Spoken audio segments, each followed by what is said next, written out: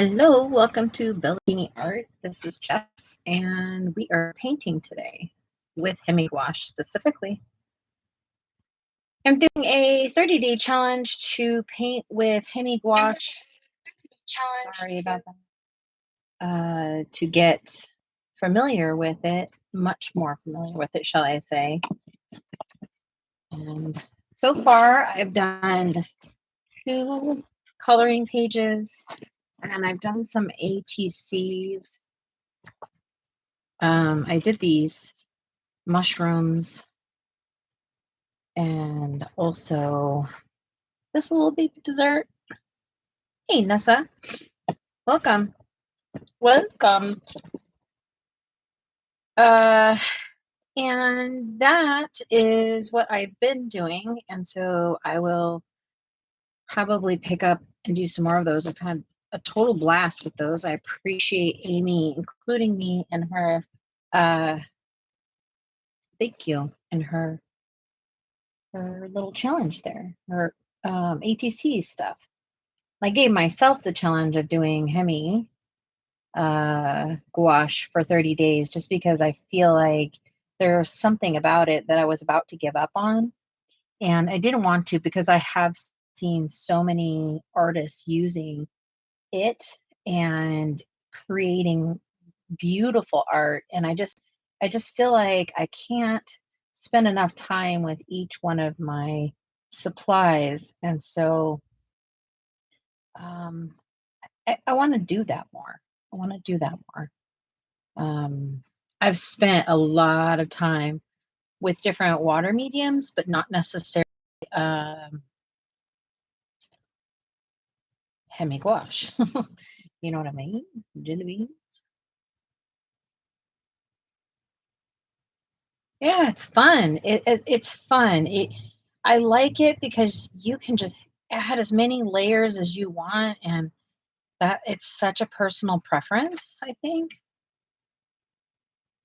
Hey, friends. Hi, Lori. Hi, Amy.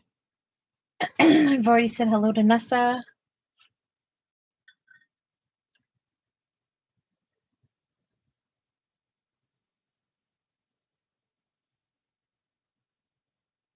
Yeah, it's been, I don't know.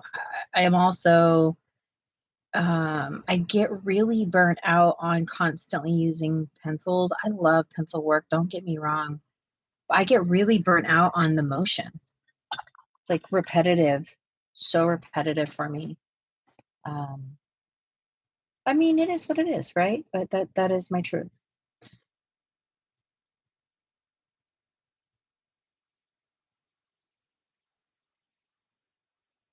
Is this outside or inside? Like, hmm.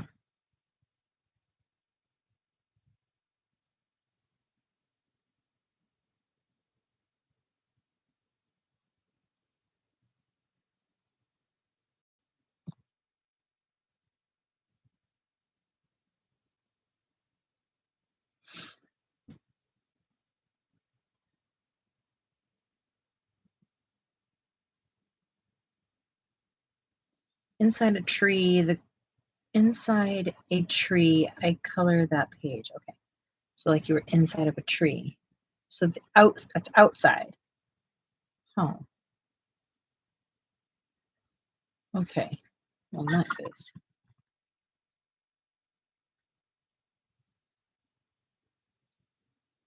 A treehouse patio. Okay. Well, then switch gears and try something different. Thank you for setting me straight, friends.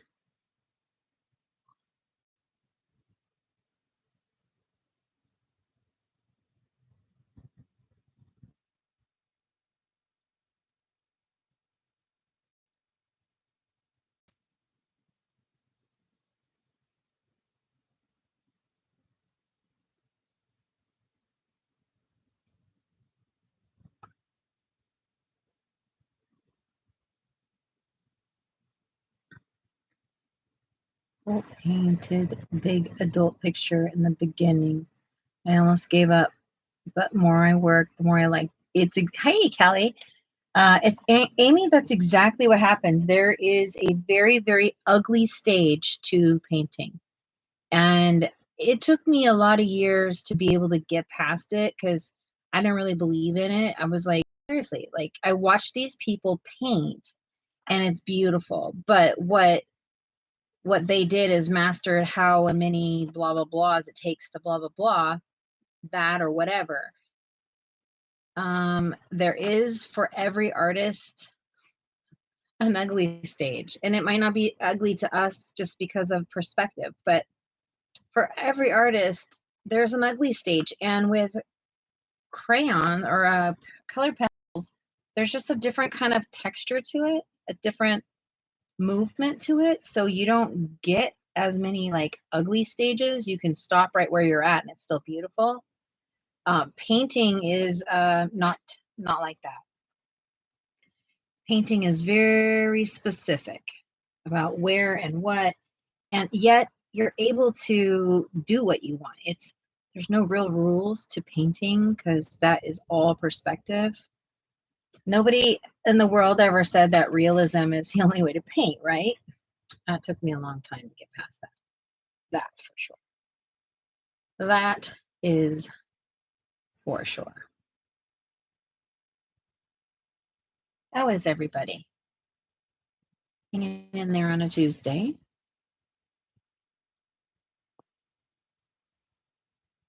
Oh, hey, Kathleen. I didn't see you. Hi, Chrissy. Hello, friends.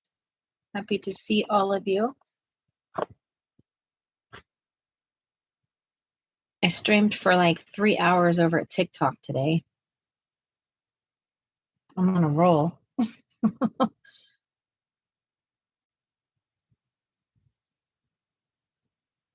Yeah, I'm excited. I hope you like it, Kelly. Patience, patience drives very, very fast, yet not fast enough sometimes. Did you get paper to use it, or are you going to use it in the books?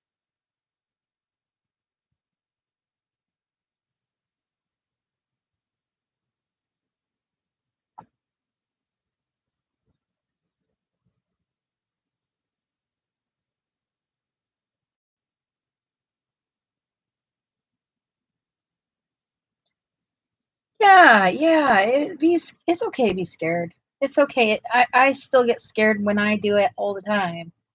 I'm not to say that I'm some like professional or anything. I have a lot of experience with painting, and I still every single time I start a project, it's scary. Like it's like white paper syndrome, you know?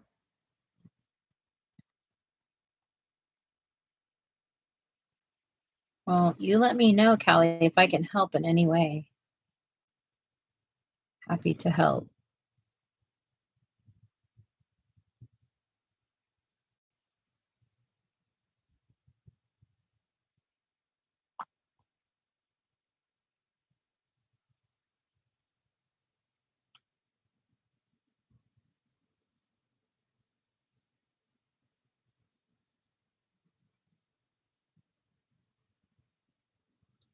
But if you didn't watch my video I just posted about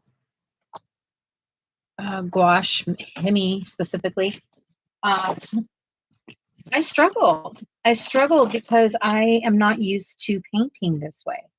I'm used to painting watercolor style, which is the same like process as in using water and stuff, but what it isn't is opaque, and the opaqueness you build in layers. You don't just glop on a lot, and you also don't just go in like your watercolor if you're planning to use it like acrylic style. So knowing like what you're wanting is going to help your brush strokes.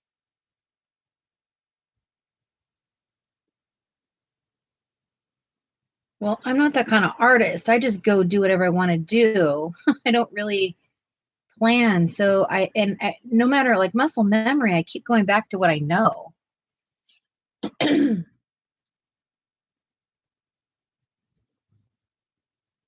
Yeah, it's not for everybody, and I get it wholeheartedly.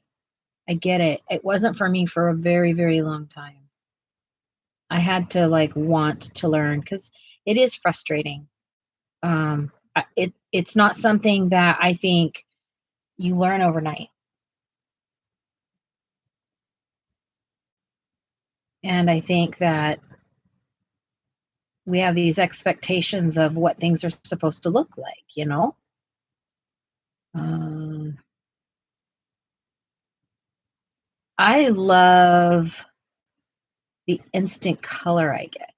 That's what I love. Like I don't have to be there for 15 minutes building up and building up. I mean, I do, but in a different way. The movement of the brush is very, very soothing and satisfying to me. It's not physically demanding on me like coloring is, or even marker work. If you make a mistake, so what? You can come back. Like I just colored my whole butterfly right here, its face, its whole thing. It's okay. You can come back and take it off.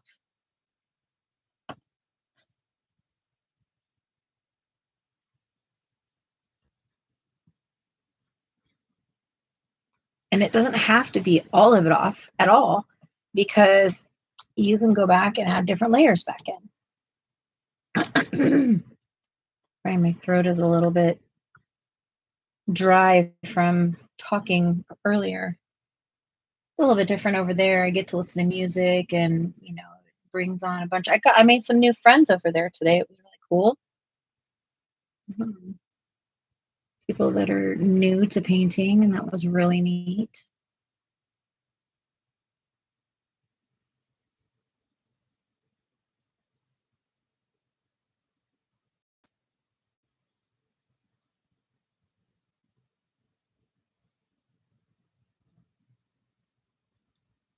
It is awesome. It's awesome. I love meeting new people. I love introducing people to each other. It's, I love building community, I guess. And I don't know, it's satisfying. It's satisfying to see people that have common interests come together and put their differences aside and just enjoy together. I think it's like, to me, it's beautiful. So y'all are like, whatever, Jess, but I'm serious. It's something I'm pretty passionate about.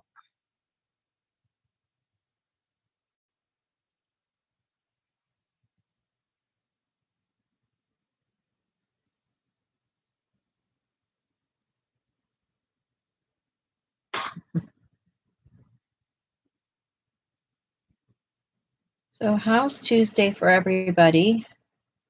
We've had dinner by now, most of you. What did we have tonight?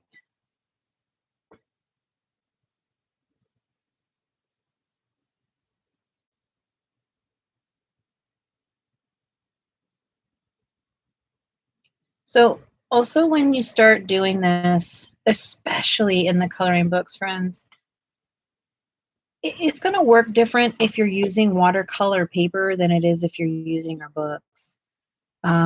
Definitely go with something that is a thicker cardstock.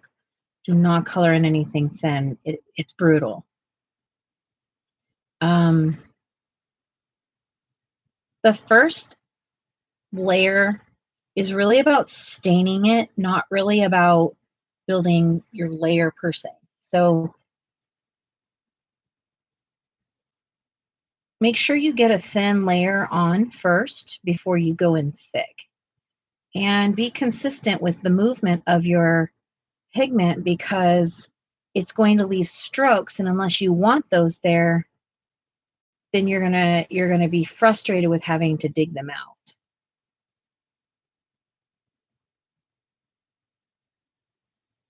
These are the things I'm learning just day 3.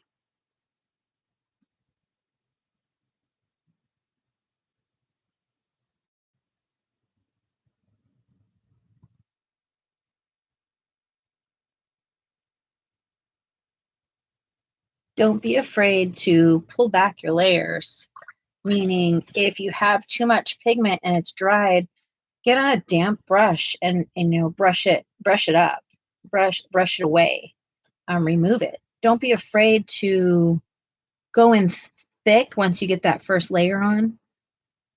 and smooth it back out. But the amount of water is what is really, really important, because if you, especially in our books, because they're going to buckle. They are going to. There's no ifs, ands, or buts. But getting that first layer on and letting it dry, even if it's sloppy, just a light layer all over everything is your best bet.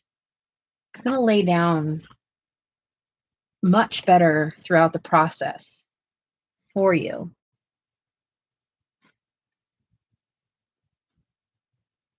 Sorry, I have not been looking. Philly steak. Oh my gosh, Nessa. That literally sounds so good. I had chicken teriyaki over rice. Yum. Didn't eat yet, but having a giant chimichanga. Oh my gosh, that's so yummy. Yum. Today was pizza, yesterday, no, cheese raviolis and meatballs. Yum. Helpful. Yes, so true. My second layer was like okay and waited till it dried. I look forward to trying Himi and see the difference, but I didn't count layers. And sometimes it's really not about counting the layers per se. It's just about the lines of demarcation. So where something starts and stops. You have to decide if you like those looks. You can create any type of line you want, really, or none at all. And so a none at all is called a wash. So I've gone in and put lines in because that's what I wanted it to look like. I'm going back out and I'm washing it out. So I'm pulling this pigment towards where the line starts and stops to smooth it out, if that makes sense. So I don't need a ton of paint to do this. Now, this again is only my first layer, technically, because this was the first layer. This is the first layer of this part. When you leave, so I'm pulling pigment across the page, right? I'm pulling it across and leaving it and letting it sit there so that it'll be that color on the paper. If you see a line when you're painting, you will see the lines more when you dry.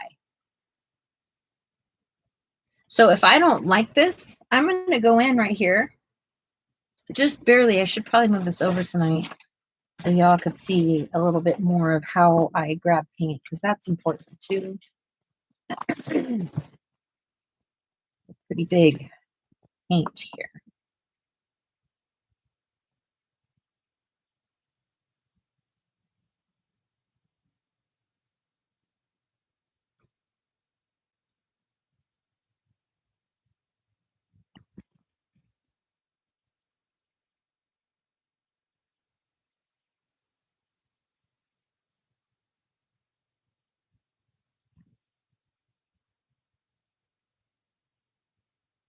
Well, that makes me happy. Or else I'd be wasting my breath, huh? I changed my light setup. I had it set up for TikTok and not YouTube. I just painted my boom light. How awesome.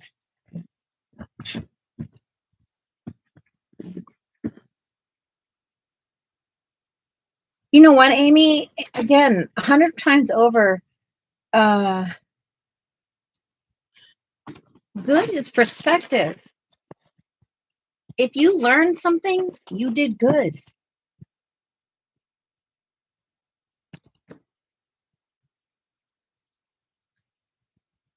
There, maybe you can see a little bit more. So I've got my water over here. It's important. I'll probably try and talk to you about water. If you're like over it and don't want to listen to me, that's okay too. But there's been a lot of people that have questions, and I want to help the best I can. This is not the best platform for me to teach something, but maybe you guys can learn something from it. So it's already dry, right? Or mostly dry. It's like damp dry, I guess. I just take and start moving this up here, getting it wet again. And it's all timing, because if you wait too long, this line is virtually impossible to pull out. If you go too fast, it's going to just be muddy. It's not going to have any differences in it. And what I'm trying to do is create a look of darkness beyond, that the light is just right here. So this is my goal in this. We'll see what happens. I always have some sort of idea and then I go a little whoop-de-woo when I figure out I can't really make it happen. Tonight I am eating or drinking iced coffee. My ice melted, I French pressed and poured over a little bit of vanilla creamer and ice, and this is what I'm drinking. How to let it dry once you get it from new. The pods seem so deep. So Nessa, this is like a little bit controversial with Himi, okay, because I think people have confused themselves with the word jelly, meaning like it has some sort of importance. It's not important. All the jelly part is what they use to keep it wet longer. So it's basically whatever kind of binder that they use. It doesn't fully dry fast. So these have been completely 100%. Okay, thank you, Angela. These have been completely 100% dried out, 100%. Like, let me show you. These are dry.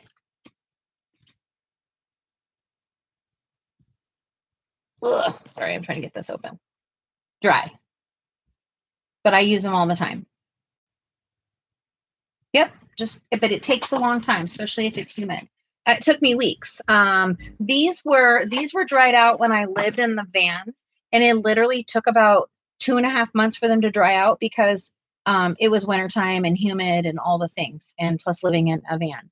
But I will just take this and wet them down again. And it's really that's excessive what I'm doing, but my thing doesn't stop spraying. And I can literally just go in and start getting my paint, and I'm ready to paint. You don't have to have them wet. This is just gouache. That's all it is.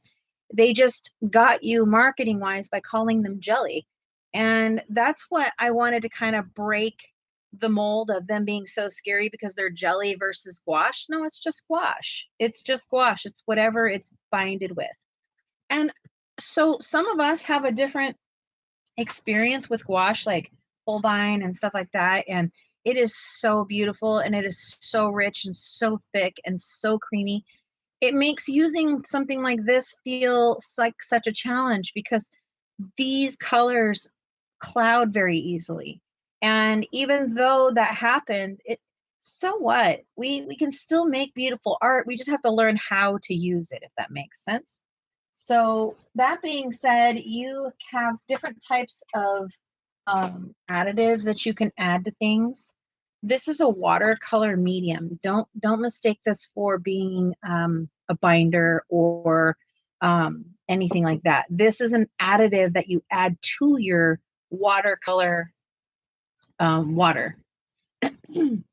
If you want your gouache to have a bit more of a slide wetness, like so when it dries, it's not so opaque.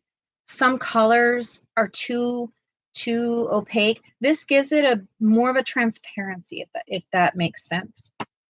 And then there's this one here. It's synthetic oxgall. This makes stuff like Himi change from what we're used to with like maybe the higher professional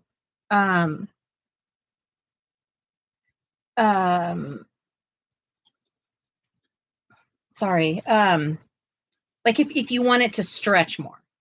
I forget to use it, but all you have to do is just drop a few drops in your water and stir up your water, and then you're ready to paint. It's like that changes everything, how it's going to slide, how it slides even on the layers that you're breaking up. So I've spent quite a bit of time talking now, and so this is a good example. I have to go in with a little bit of paint on the tip of my brush. Just a bit. So how much water is in your brush? What kind of brush you use? I don't know where I just stuck my, you must at all times have a, what am I trying to tell you? Napkin. I think I dropped it, maybe. Maybe I dropped it. I don't know. Okay. Is it here and I just don't see it? That's insane. I just had it. All right, well, I'll use this. No big deal. It's a dispersant, yes. So when I go back in, I need just to, the belly of my brush needs to be just about all of the water out, and I flatten it out and just get the tip wet. Then I just graze across the paint. Now again, my paint's dry. My paint's not wet. You will have to work differently. So let's say I want to break this up. I'm actually going to start all the way up here and get a little bit of water. I'm going to move all of this heavy pigment that I just pulled back up into these crevices where I want it to be dark. And I'm pushing it, I'm pushing it, I'm pushing it, I'm pushing it. I'm going to pull it past the line again. Now, before I get to that lighter line, I'm going to keep pushing it all the way across that I can use, so I can use up this pigment. And I'll show you. You now rinse off your brush and take almost all of the water out of the belly, leave it in the tip. So your tip should be boingy and not hard. Then you're going to take it and start behind the color and push it and push it. And this is to get, some people argue with me and say, Jess, you could have just started with a wash and done it the opposite way. You know what? They're right. It's just not how I paint. And this might be confusing for you. It might not be your way of doing it. And there's no judgment in that, because we all get to the end result 100% the way we get to it, no matter how you learn. Now, who you learn from will always be, not always, it will be a huge influence in what you learn and how you go about your art, because it's muscle memory and you're always going to revert back to what you know when your brain gets stuck. So when you're having, like, when you look at your art and you're like, gosh, I keep doing the same exact thing over and over and over again. Well, it's because we're not trying it a different way. We're going back to what we know. So I brought that down. I want to keep that. I want to leave that because I'm going to come back in with a different thought process. It'll also lighten up.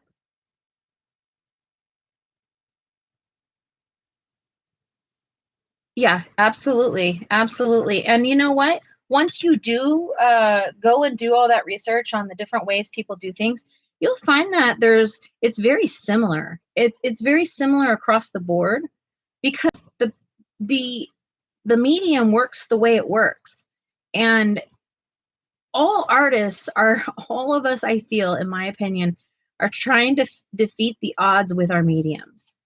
We are trying to push the limits of our medium all the time, including you guys.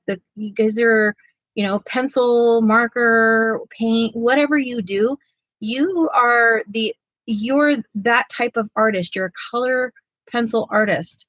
And you have learned how you've learned and from who, and you probably mimic the person you learn from more than you understand, more than you're recognizing.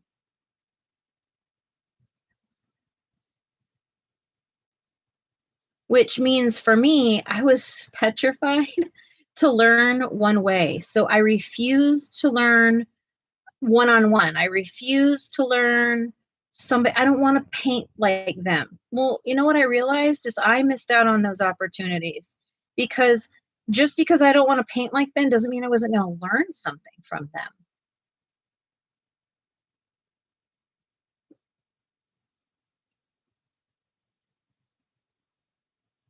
Yes, it's supposed to. You're supposed to clean off in one, dip in the first one, rinse in the second.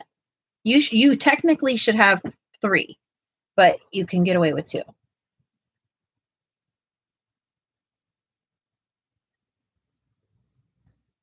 And if you do one section at a time, you can get this look without having to go back so many times. But it is just the way I paint because I like the overall end look for it.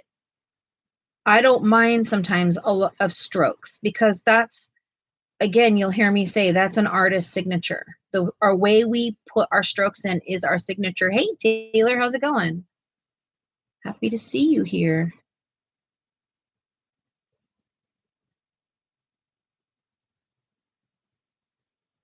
And I can tell the difference if I'm using the right water, distilled water versus, hard water like out of the tap. The paint behaves so differently. That is a factor. The paper that you're using is a factor. I also can tell now that I've put the ox gall in my water, that it completely lays down differently. It's so much easier to push and pull. You may not notice those things right when you first start painting because it takes a minute to understand what's actually happening. Don't let that discourage you. Paint as much as you can, even if it's just boxes. Paint as much as you can, even if there's circles. Paint as much as you can, no matter what, because every stroke is teaching you something.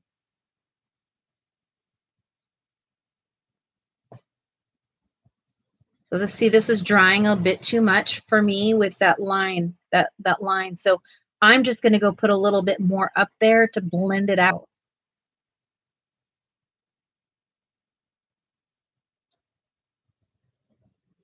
So what I'm doing right now is building literally my first layer. This is just my first layer. This whole thing is my first layer. I'm going to get my dryer out and I'm going to dry it again. And I did do these today. These were fun. I I drew them, but whatever. So I did this one. This is the ATC card. And then I did this colorful beauty here. And I did this little mushroom, purple mushroom with maybe some fireflies down here. And then I just did a little cupcake. Yeah. So that's 4 of them. That's fun. Thank you, Anessa.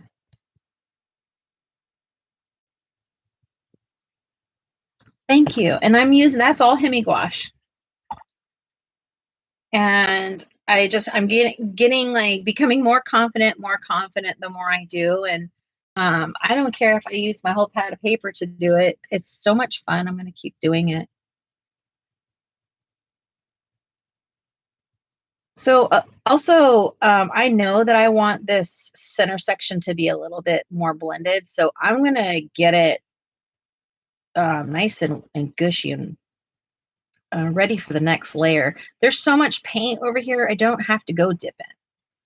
And that's the thing is if your paint is wet, your challenge is a lot easier. It's not so much a challenge. If you let your layers dry too fast, you're going to have to overwork your paper.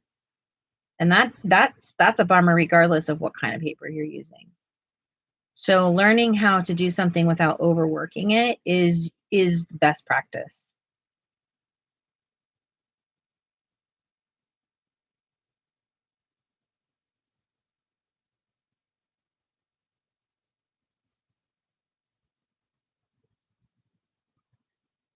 You'll also learn that you can't just go from start to finish. You must go in sections because everything's drying at different paces.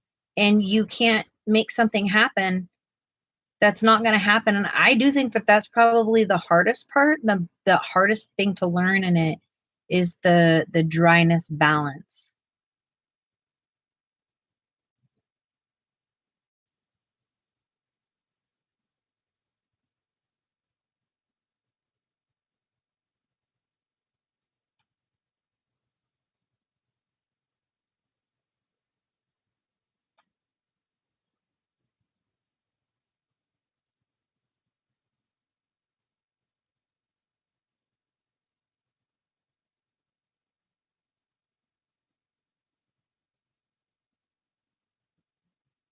Mhm.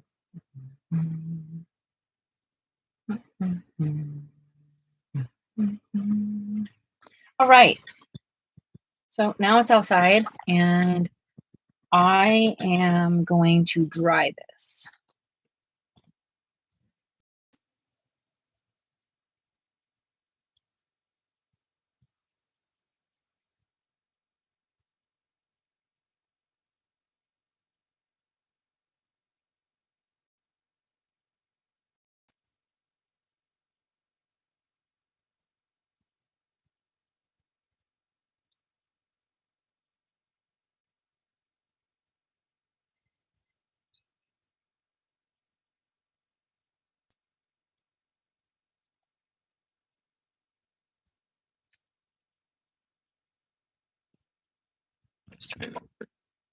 Thank you, Amy. Thank you.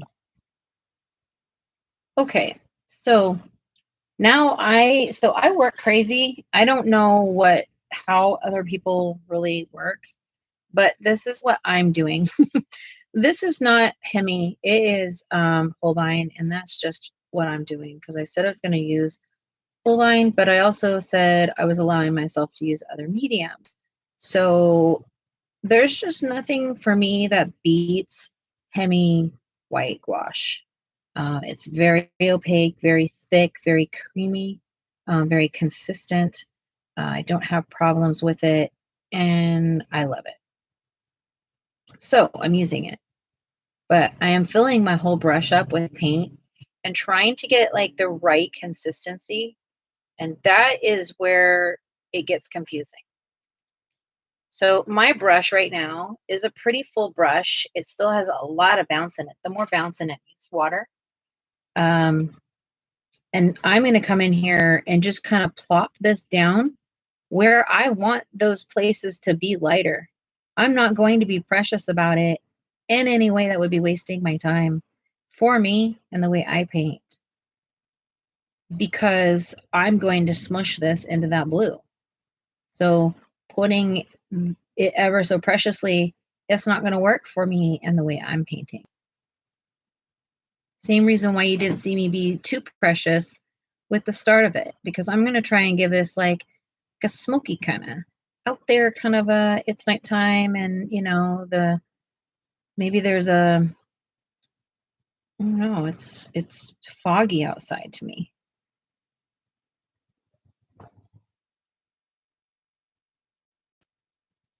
No preciousness. So you see, if I go back again, I'm building up on those layers. I'm building them up. And the more dry and the less water you have, the darker your pigment will be. So my water is drying out now. There's less water in my brush, so my actual brush is going to be my paint's going to be much more opaque.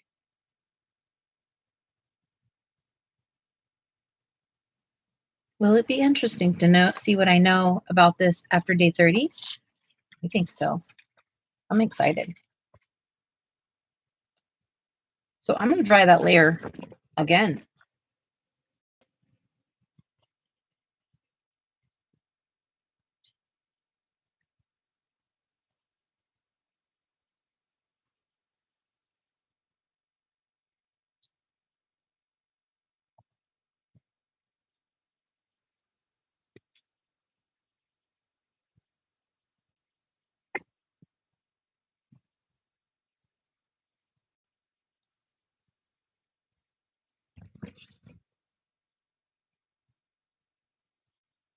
You'll see me do this a lot with my pages because it's as it's cooling down, I'm asking it to straighten out a little bit.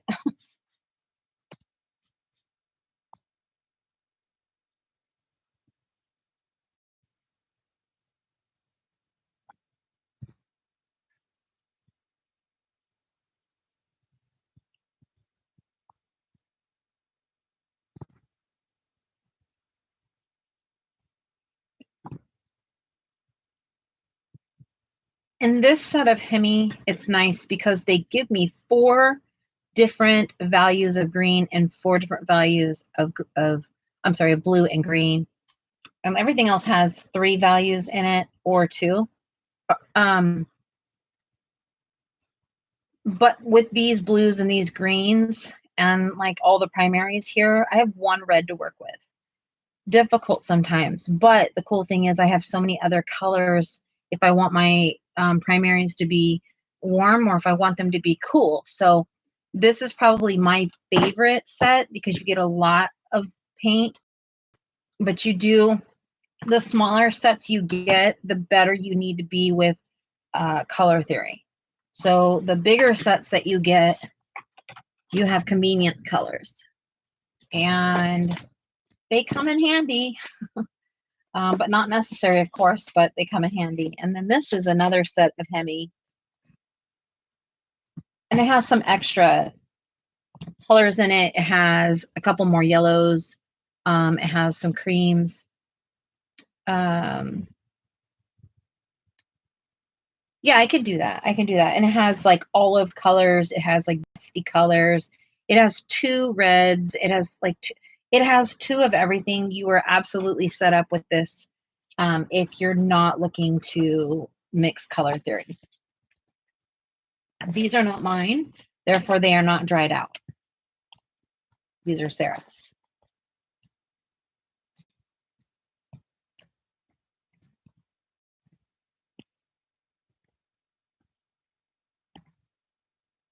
So anyway, we're going to go back to this. Having a clean brush, I'm going to be right back. I'm going to clean out my waters. I'll be right back.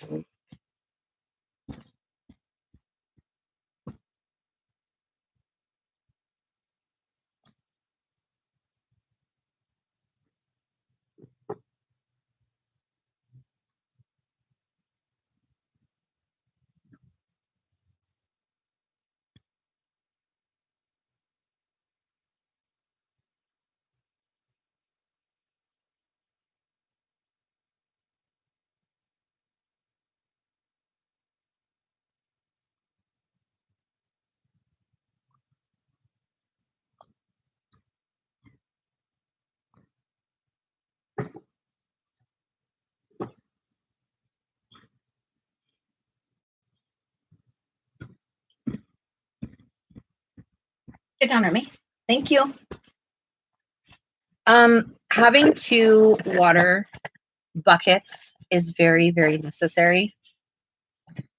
The other thing that's necessary to me,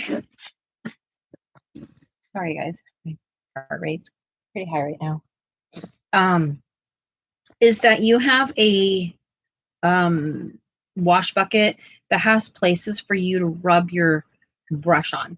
And this is my handmade water brush or water bucket.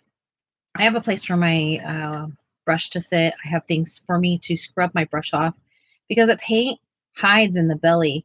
And that is like a big way to get your paint to be super muddy, is not washing off your brush enough as well.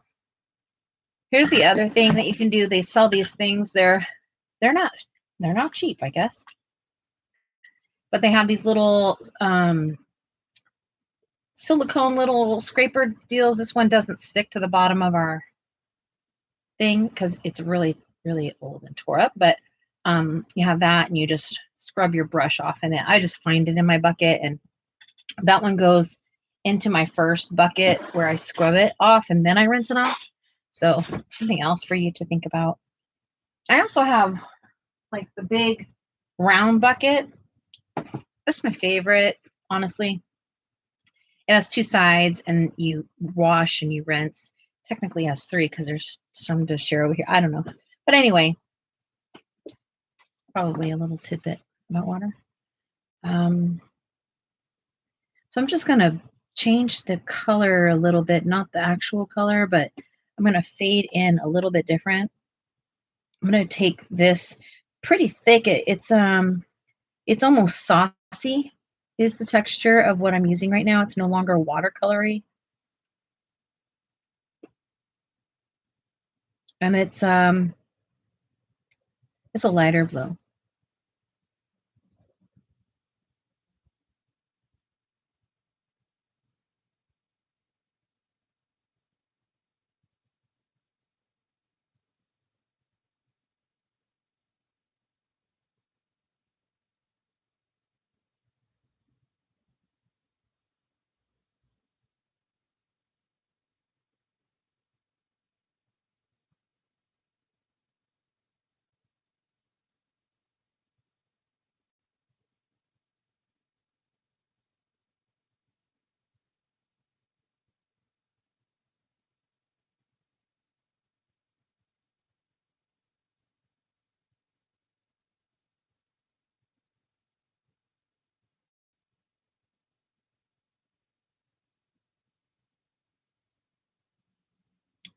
So anything that you don't have to be too precious at, pretty much gonna agree that it's not gonna be as hard as we think it is.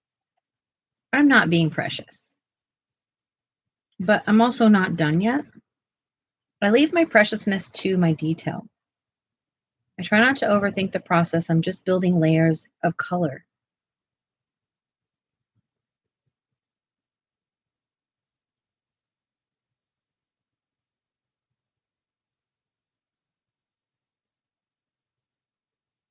I'm even getting it on the other parts. I don't care.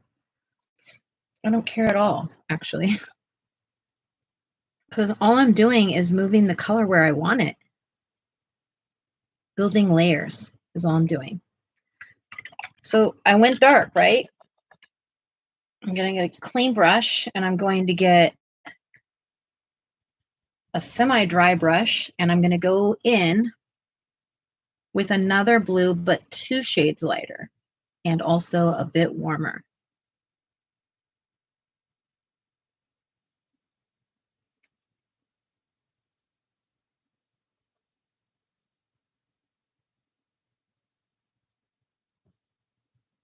I don't use this color as much, so it's nice and dry. Keep going out of line with the colored pencil. But with paint, I'm going out of line.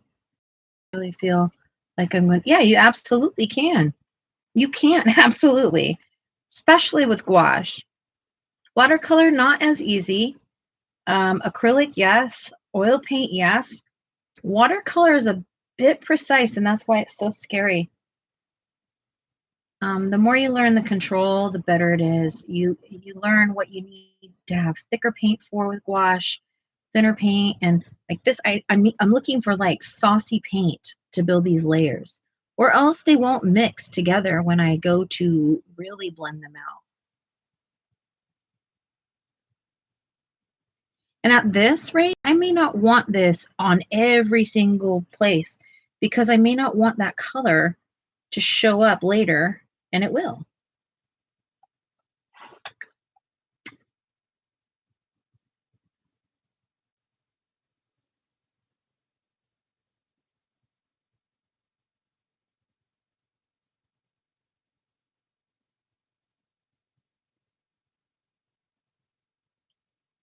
See, it dries out really fast. There's tons of paper or paint in that brush, but the water evaporates so fast. Try when you're doing fading like this to start back and move the pigment together because all of them are going to blend. And you're like, but Jess, I don't want that color. That's okay. Go back and put the color back in. What you really don't want is you don't want the lines. That's what you really don't want. The exact color is not as important as your lines.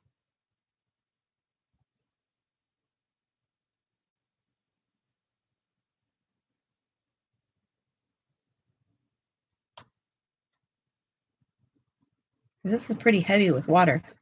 And I'm going up here. I'm counting on this white to meet me halfway with this blue that I put down.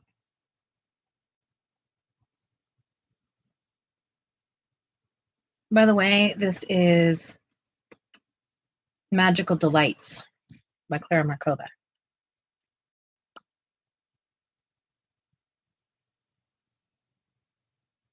Yep, that's so true. If it has titanium, not all of it has titanium in it because all titanium is for it's titanium is just white paint, white pigment. But the calcium carbonate in it for sure drinks water.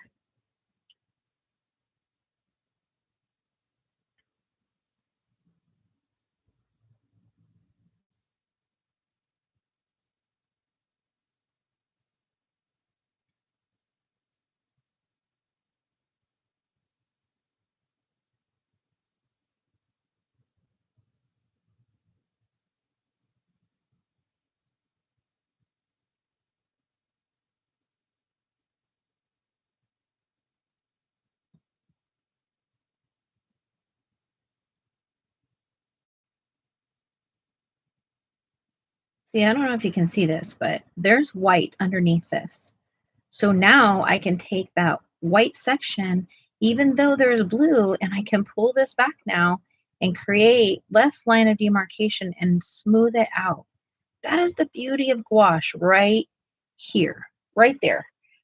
Being able to move all those layers in an opaque way, and yet you have the ability to use as much water as you want because it's like a watercolor.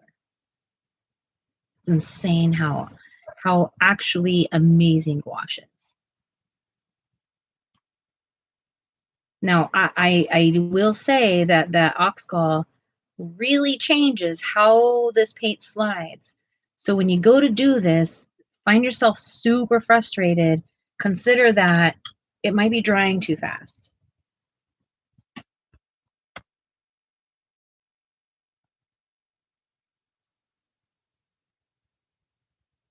See, I can drag this off like that, and the white layers underneath are still there.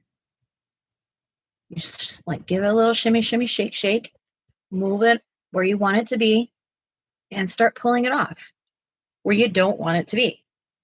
I don't want this to be so dark and heavy, so I can also go in and go like this. Oh, that's fun. It will leave different texture because my sponge has texture. You as the artist have to decide if you like that. Do you want that to happen to your picture? You do this with paper towel. Also, be careful what type of paper towel you use because your paper towel has probably some sort of texture to it, and you can leave that texture in your painting. Maybe a great thing, maybe it's a horrible thing.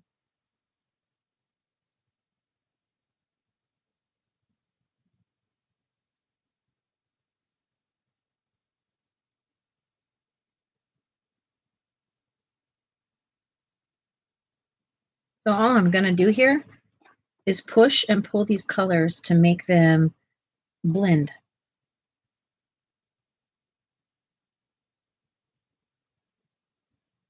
And of course, the word blend in color pencil probably feels a little bit different than blending for paint. Hey, Kim, how's it going? Sorry if I'm ignoring everybody. Hello, Robin.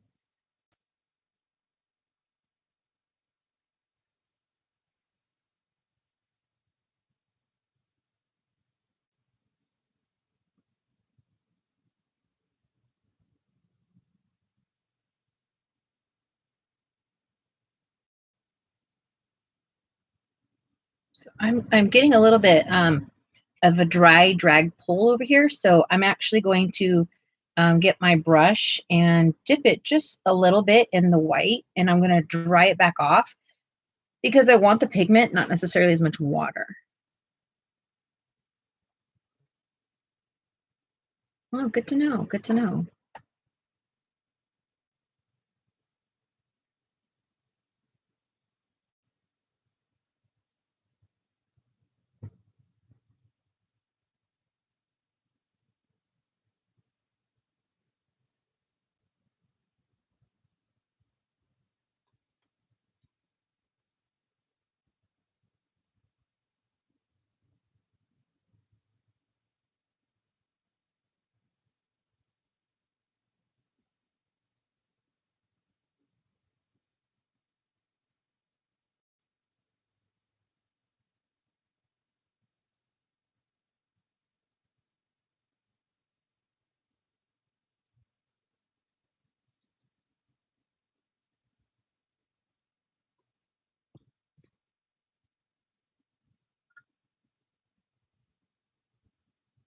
So where are we at? Do we think we can do this, or do you feel like this, like you're crazy, Jess? And what the heck are you doing?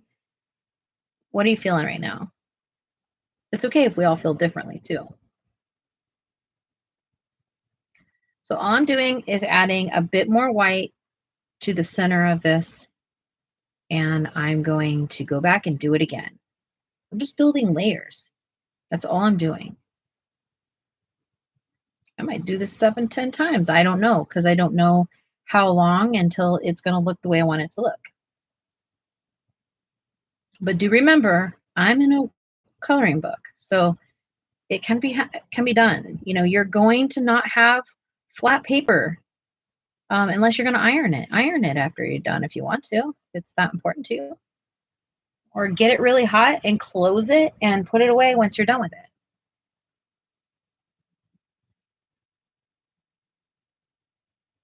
That's cool. I feel I'm feeling like a sponge and soaking in what you're doing. Nice. I will practice and I will keep on practicing. My brain is digesting. Yes, it's a lot.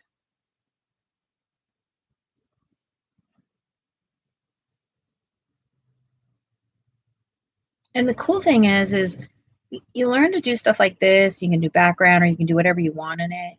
And then there's not as many details to do in the page and you can spend more time concentrating on the items that you want to color in with a color pencil or marker or whatever. You don't have to be so precious about every single thing.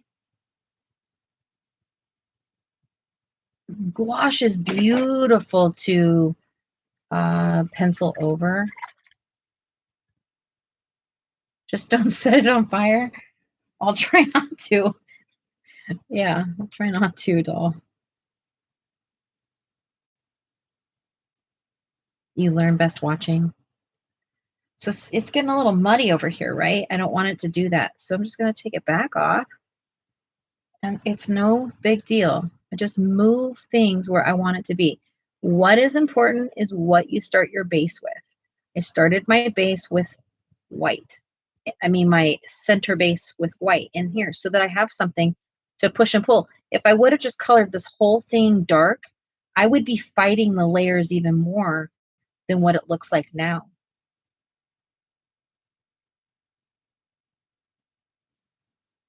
And the really cool thing is once I get done and I get where I'm going, I come back in and I put the dark back on the outside where it originally was. And it's just such a cool, fast experience compared to what it would take me and the pain I would get from using pencils on this. You know what I mean?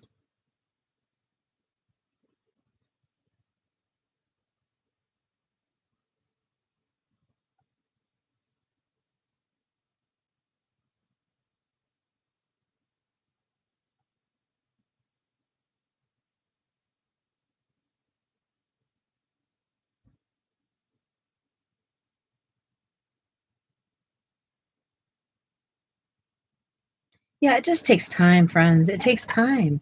I mean, I think I practiced like watercoloring for a whole solid year, and I'm still I feel so new even now. Maybe I'm not new to it, but I'm still learning every day so much. And you're never going to stop learning when it comes to painting. I mean, any art, um, if you're constantly practicing, you're not going to stop learning as long as you're not continuing to repeat yourself over and over and over again. Okay, so take a look at this. This is where we're at right now compared to the first layer. This is technically second layer. So I'm going to dry it. Drying does not assure, like Derwent, they don't go anywhere after you dry it. That's not true with gouache. It's going somewhere. Use it to your advantage. However, in these layers, you're going to really work thick. You're not going to work thin anymore. Those days are gone. You don't get to work with thin gouache once you go past the first layer, or else you're just going to push your pigments together and not have any definition. If that's how you want to do it, then by all means, yes. But if that's not what you're going for, you won't want to do that.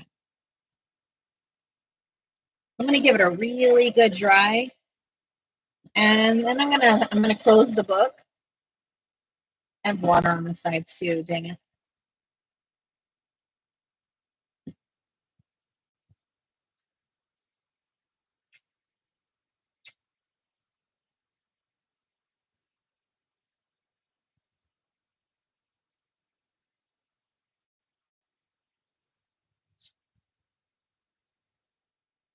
If I leave my book wet on this side and I close it, it's going to affect what happens over here.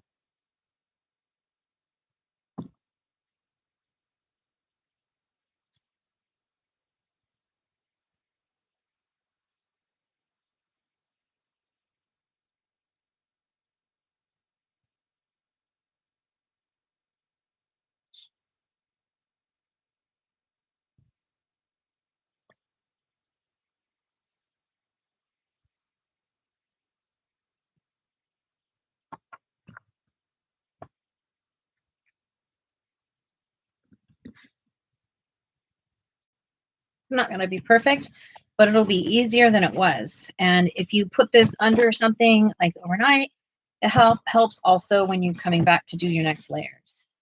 So I should be putting up, you should, I mean, I'm not following rules right now. You should always have clips on your work, and it should always be taped down if it's not clipped. And, the paper stretches and shrinks as it dries, and that's why it buckles. Okay, here we go. Let's do this again.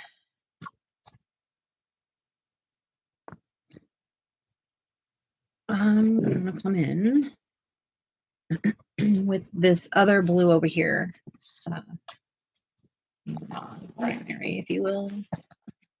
It's funny. And I'm just going to add this blue into the outer part. Again, it's kind of a little bit not saucy, but it needs to be a little more saucy.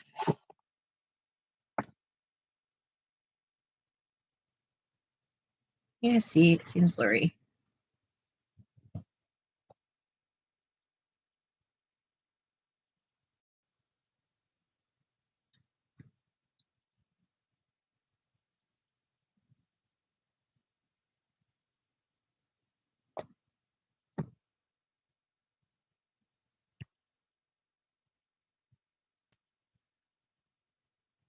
Well, I want it focus. Dang it.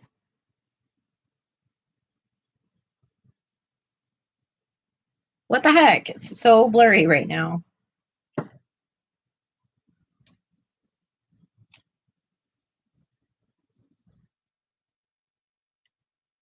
Oh, did it happen? Did it happen? Okay, I'll be right back. I got to grab something to drink.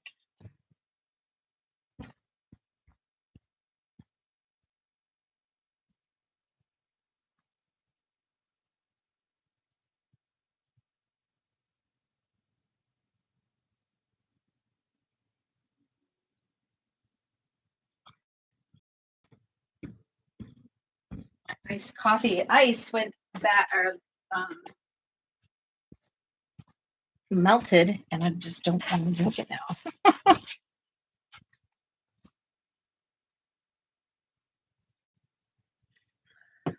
All right.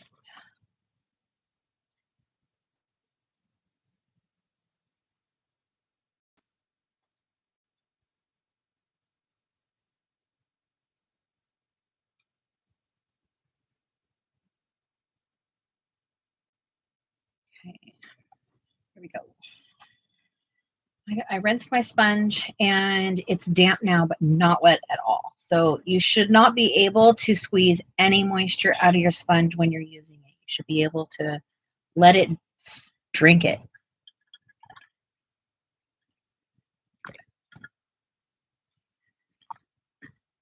So I'm going to come back in with this blue over here.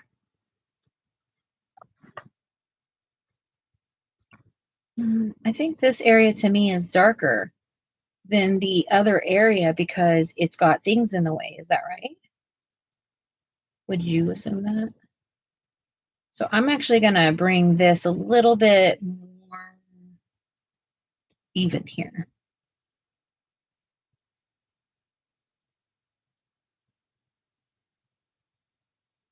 And I'm just going to use the colors that are there. If you keep mushing the darker color and the lighter color around, you're going to get different values.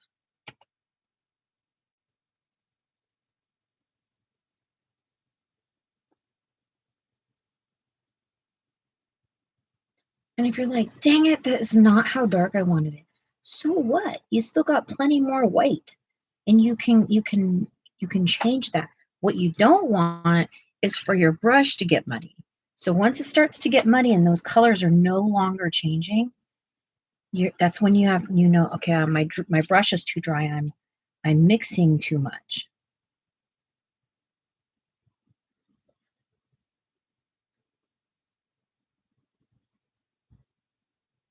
Hey Mary, how's it going?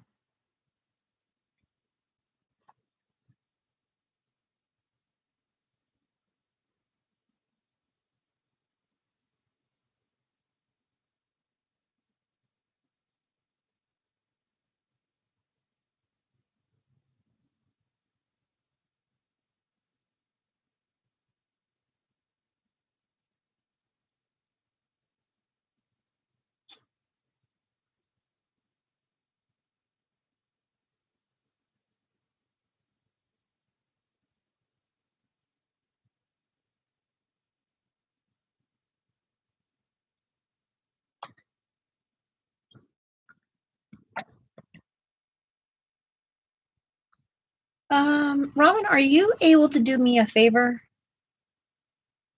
Are you able to look on Amazon and get the, what is this, 624 set gouache, Himi gouache set link?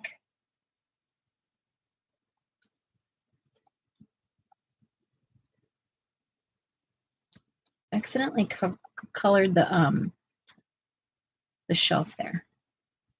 The Himi, like this, but in 24.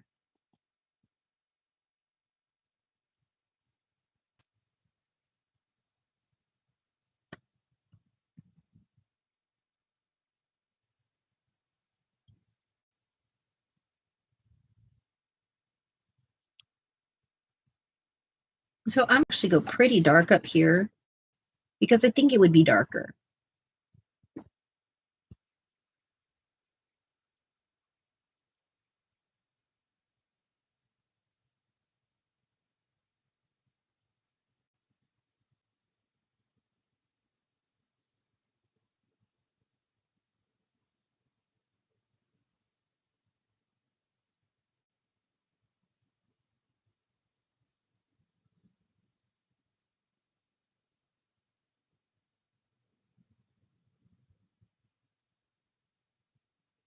Thank you so much, Robin. I appreciate that.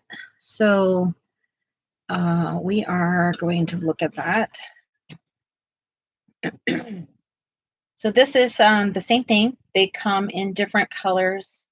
Right now, the price point's 25, so it's about $1 something a cup. Just absolutely, these have so much paint in it. You will have it for years and years and years. I swear, unless you're like heavily painting on a daily basis. Like, I mean, you should be able to get quite a bit out of this. So they do come with little peel back lids, and you have to peel them all off yourself. This one specifically comes with the Hemi brushes. I actually really like them. This is one of them, and they're cute. They come in cute colors too. I love these brushes. I really am ready for a whole new set. I'm actually feel brush deprived right now, even though I have so many brushes. These filberts are hands down my favorites to work with. I am obsessed with filberts. Anyway, color chart, and they have it set up like this. I went ahead and set up mine up to work differently. Comes with a flat filbert, a fat filbert, and a liner. It's cool because you can make a mess out of them, clean them out. It's really, really, really nice. They're going to come gushy like pudding. It's up to you if you want to keep them that way. You probably won't be able to keep them like that forever. Um, all of mine have a drop of oxgall in it already, and then I usually put oxgall in my water just because they're not as opaque and as strong as your professional brand. They are student grade, but they're been so fun. They come in the teal, like orange and pink. The different sets, like this one here, If you're wanting even more convenience colors than what I just got or what I have, there is this one that has all of these, and these have tons of convenience colors in it. It comes with a mixing plate, and then this is to seal it. And it's just awesome. It's awesome. You can put your brushes in here. Super simple to pick this up and take it out if you're going to go, color on the road, or at a park, or library, or bookstore, wherever the heck, cafe, wherever people going. But that's not the link for that one. That's only the link for this Bad Mama Gemma. This one is your in-between world. You're not going to have to think as much about color theory, but the other one has a ton of convenience colors. So, yep. And looks like that other one's actually $22. I feel like there was an even bigger one than this one, but is it this one? Yeah, it's this one. This is a 48. So you have every convenience color. It's probably the size of this, but they got the littler ones. That's still plenty of paint. It's so much. That one is gonna come in if it matters to you. They've got all kinds of colors, but it looks like maybe just like purple. I don't know. Anyway, hope you enjoy it. Let me know if you have any questions.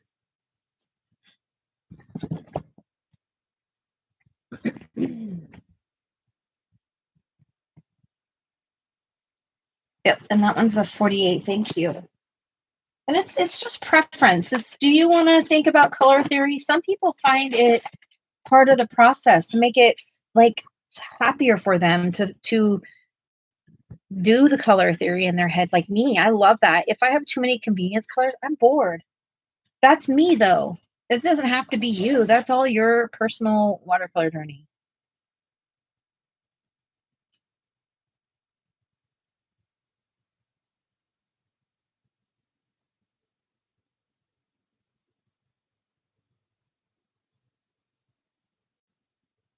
Anybody have any questions about them?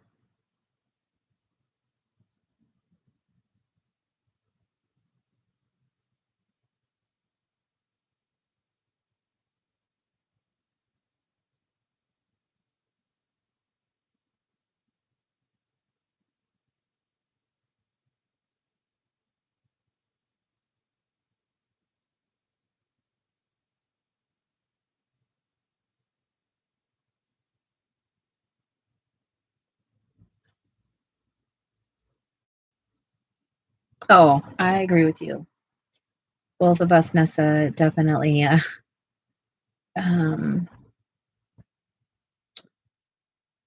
definitely relate on that level. 100%. Color is everything to me. Mixing color.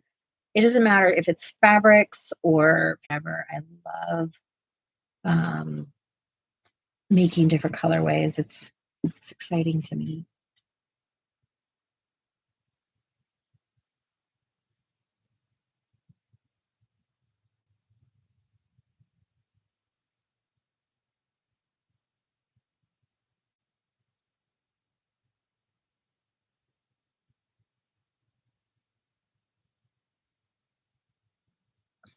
Yeah. They are very opaque. That's the difference between them and watercolors. Watercolors translucent, and these are opaque. I haven't done very many videos on it. I can do more if you'd like me to do more. I can do that. I have no problem with that. I actually really love painting. It makes such a joy for me.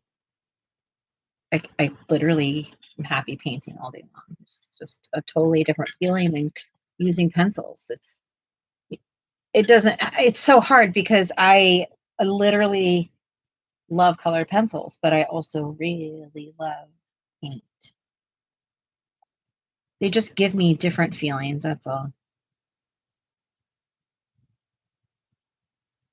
I love that when I paint, I don't have to be the perfectionist.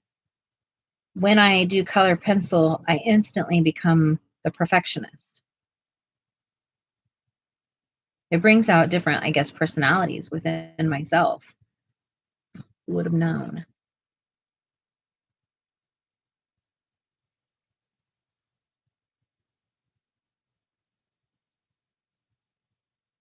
I just say start with just getting a piece of paper out, literally, and just put color on it, let things dry, move things around, and let yourself like just look at what it is. Yeah, you should try it. Try it. It's fun. Just be patient with it. You just have to be patient with it because it's a boss until you know how to boss it around, if that makes sense. And I know for me, I gave up way too soon before I could start to see the process come through. I would give up too soon. And then I would be stuck with like this ugliness and have no idea how to fix it and then hating it because it's stuck in my book and yada yada. Just know that you can keep going and pressure, pressure, water, water, pressure. Start with that piece of paper, please, please, please, please.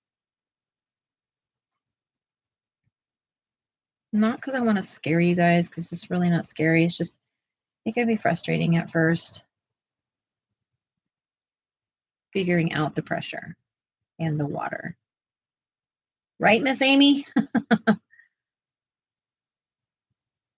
Amy and I, she's been sharing her painting journey with me since we met, and we met in February. Um, and she has not given up, and she talks about that it's not easy. Can I apply what you're saying to Neos? Yes. Nope. Same process. Neo2s are basically gouache. It's an opaque water medium. So anything that has an opaqueness to it is going to be like a gouache. Is it going to be exact? No, because it has other different binders, a different all the different things. But it is exactly, to me, in my opinion, I use my Neo2s the exact same way. You just have to be prepared that Neo2s are not as thick as you can get your gouache. So sometimes you can really buckle that paper with Neo2s before you will with gouache. Now that's it. You have to make sure you like basically prime your page with a very soft, light layer of any type of water medium, and your paper will last longer. With Neo2s and with gouache, you must create a base layer. You have to, because you got to seal that paper so that it doesn't keep swelling and shrinking and swelling and shrinking.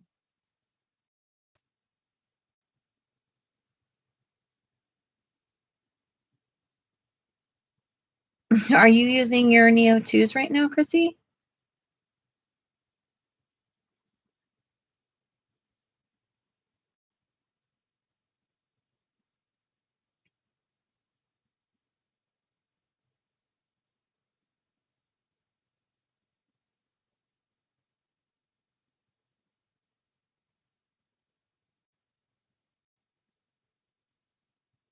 And you're the boss. You decide when you're done. You decide when you're done. I haven't tried the crayons. I have tried their other product, their pastels. Okay, so I am going to add white back in. And you're like, why? It's where you wanted it to be. It's closer. Because I'm actually going to come in with a completely different approach to this in certain areas. So I want this white to be under here because one, I want the other color to show up and not immediately they immediately will start to kind of smush. So when you use white, you might need multiple layers to get something as light as you need because they're smushing into each other.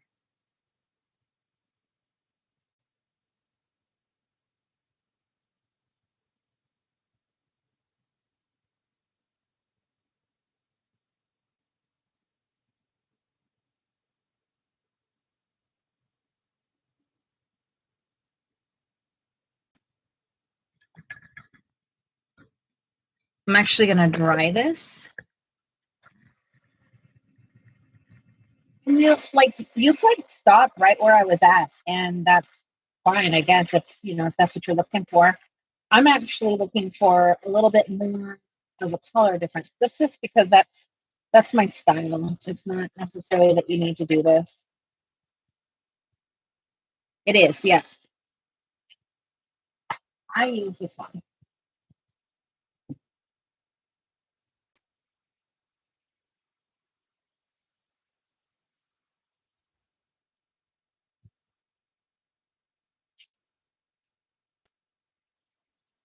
I mean, you can see I do use the white. I just don't use it a lot.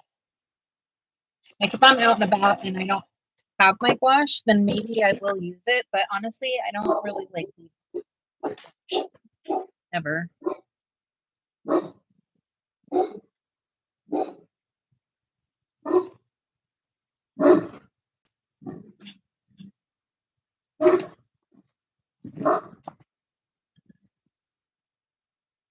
So I am actually going to be adding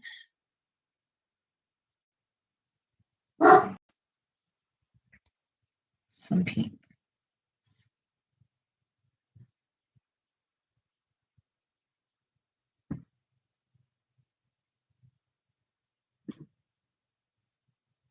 Good job, Remy. Good job.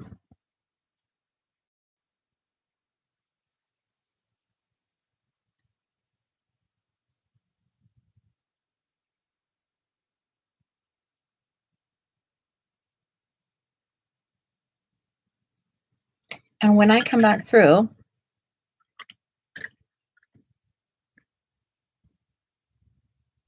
it's a really here it's a like a budget brand.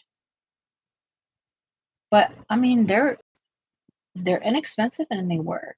So why not?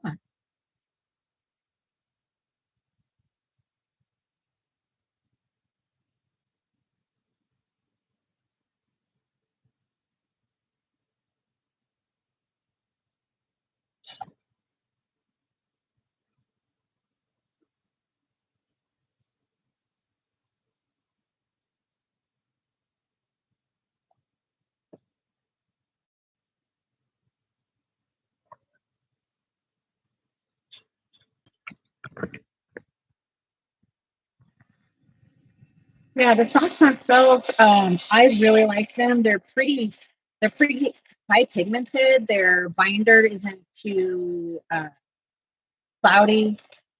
I mean, for the price point, I don't know if you can go wrong. I just don't know anything about the gouache. Definitely, I'd love to know if you're gonna try it out.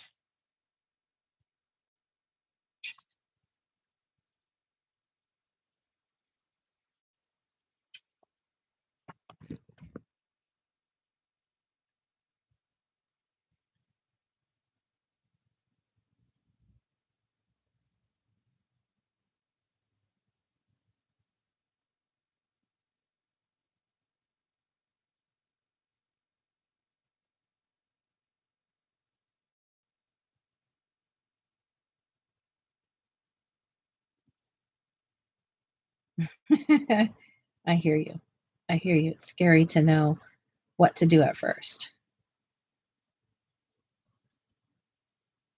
All I'm doing is laying down a little bit of that dark back in those crevices, just to give a little bit more definition. And this right here is what I do. I take a semi-wet brush and I reactivate this and I start pushing it.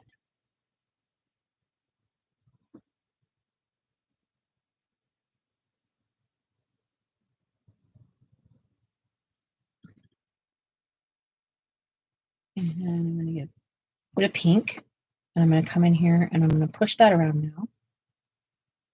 And let that dry just a wince. Come back with a very dry flat brush and pull it.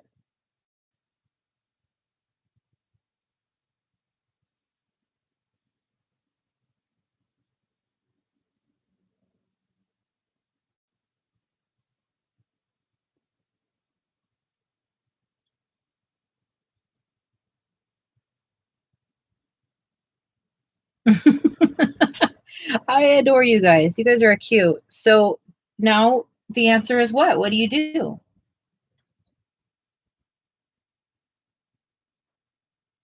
And this is what I meant about don't give up because you have to build these layers.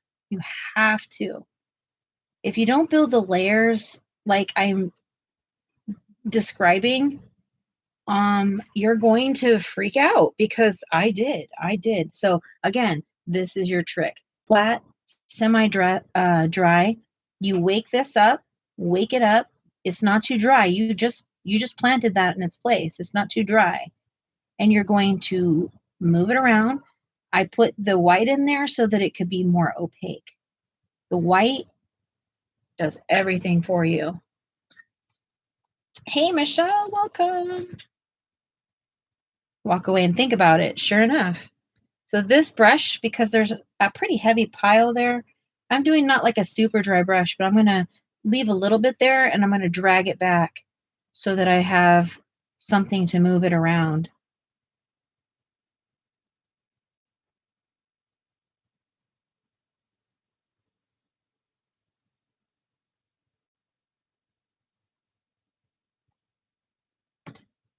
So, and maybe that's too dark for me. Maybe I'm like, boom, shakalaka, just put some more white in there. Tell her to sit down and you're going to come back to her. She'll be okay. And it's a background. It doesn't have to be perfect. You just go in there and I mean, these backgrounds are so fun because they in themselves are an entire art, you know?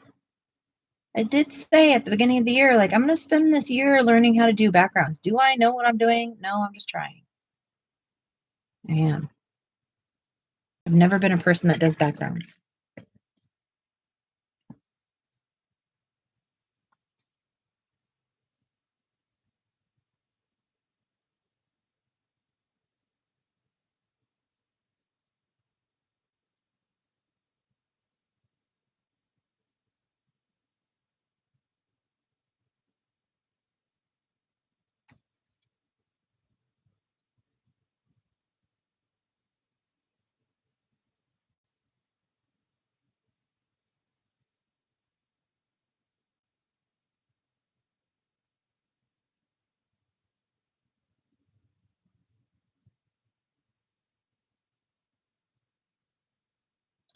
So, I mean, when you do classes with me, those of you that have taken them, this is pretty similar to how I teach. However, when we're doing this, you are doing it with me and I'm watching you and helping you with your steps.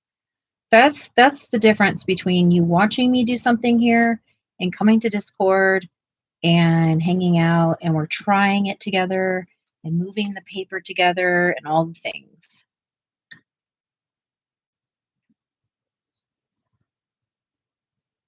My head is dying.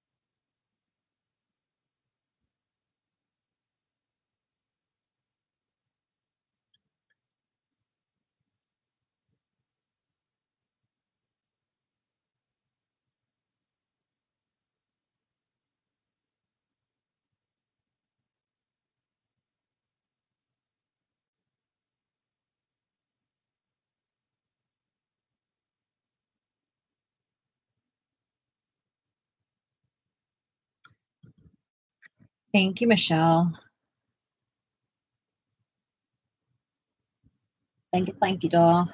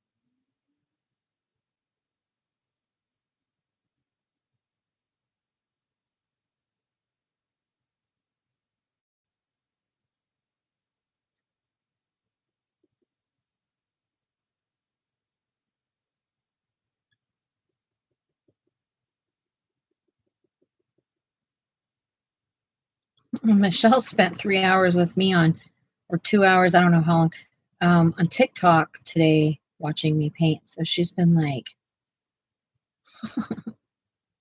watching paint all day, dry. That's funny.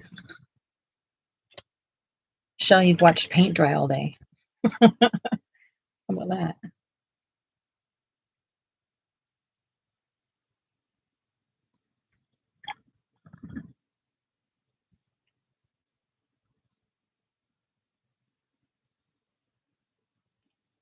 Try it. Try it. I just really encourage it. It feels scary at first.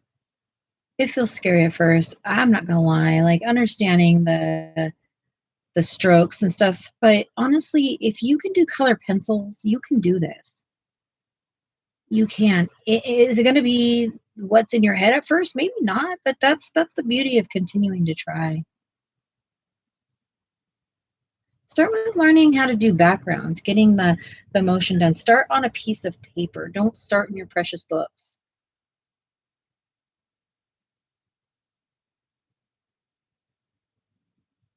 We spend a lot of money and time on our books, and we just need to. Me, I don't care. If I make a mistake in my books, I don't care. But I realize and I also respect that a lot of you really feel differently about that. And that's perfectly great. I strive to be like you. I really do.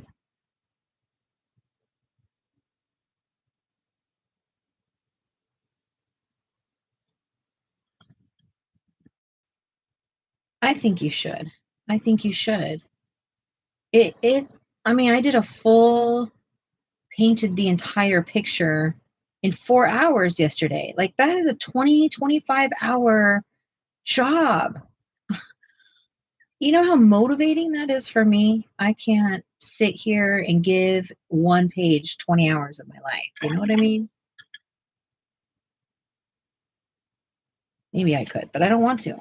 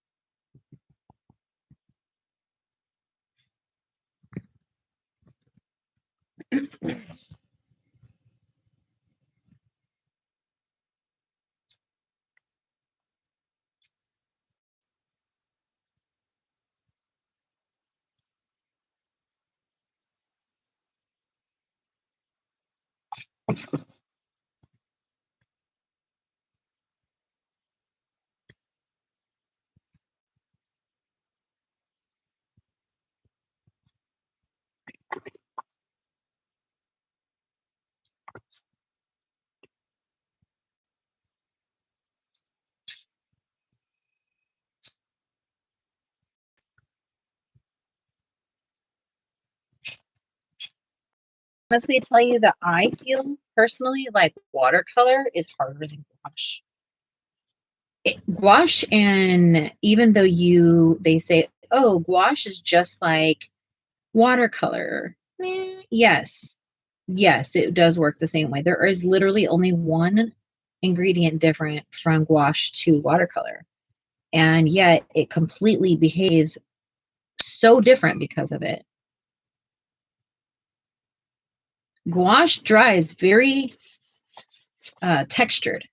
It is a pencil colored pencils dream. You can now get down and dirty with those pencils on some level that you haven't got to yet. See, do you have to watch for the point when the paper becomes says if you remember how I was saying, like if you really get that nice first layer on, I mean, how many layers am I into this now? And I'm scrubbing, I'm moving, but I'm not scrubbing the paper. All I'm doing is lifting the other layers that are underneath it and moving it. I'm not penetrating the actual paper, if that makes sense. And yes, I said penetrated. um Forgive me, it is nighttime. We're adults here. Remember when I went around and I lined this with that darker color? Now I'm able to use it and push it back again. instead of it looking like a harsh line. I anticipated that I would need that pigment there to move it around. I killed my hand 2 days ago, and Dark Fairy Tales on Sleeping Beauty page is painful. So oh yeah, I hear you. And I was just telling Sarah, like, man, I was coloring my hands, like they literally hurt so bad. And I don't want to give up on coloring because, you know, I enjoy it a lot. I don't want to give up on my coloring, my community, any bit of it. So I'm gonna have to find ways to make it work for me. For all you young pups out there, it changes, doesn't it, my friends?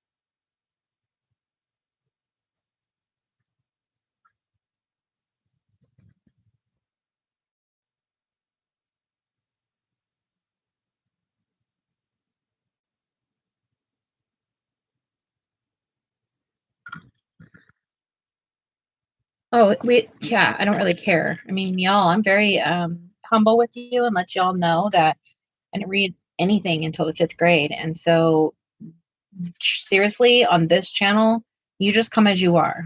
I don't need, if we don't understand you, I'll flat out say to you, I don't know what you're saying.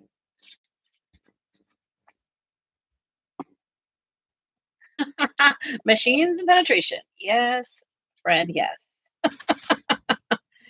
Hilarious.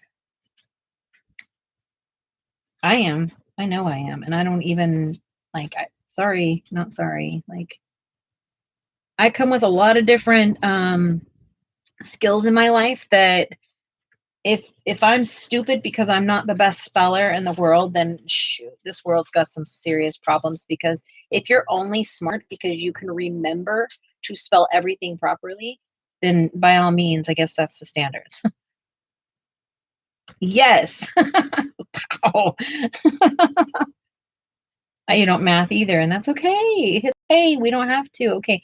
I'm going to stop with this background right now and say that I'm pretty content with it on some sort of level. I think I'm going to, so I started the floor down here. I'm going to reposition hold your eyes because I'm positioning. Ugh.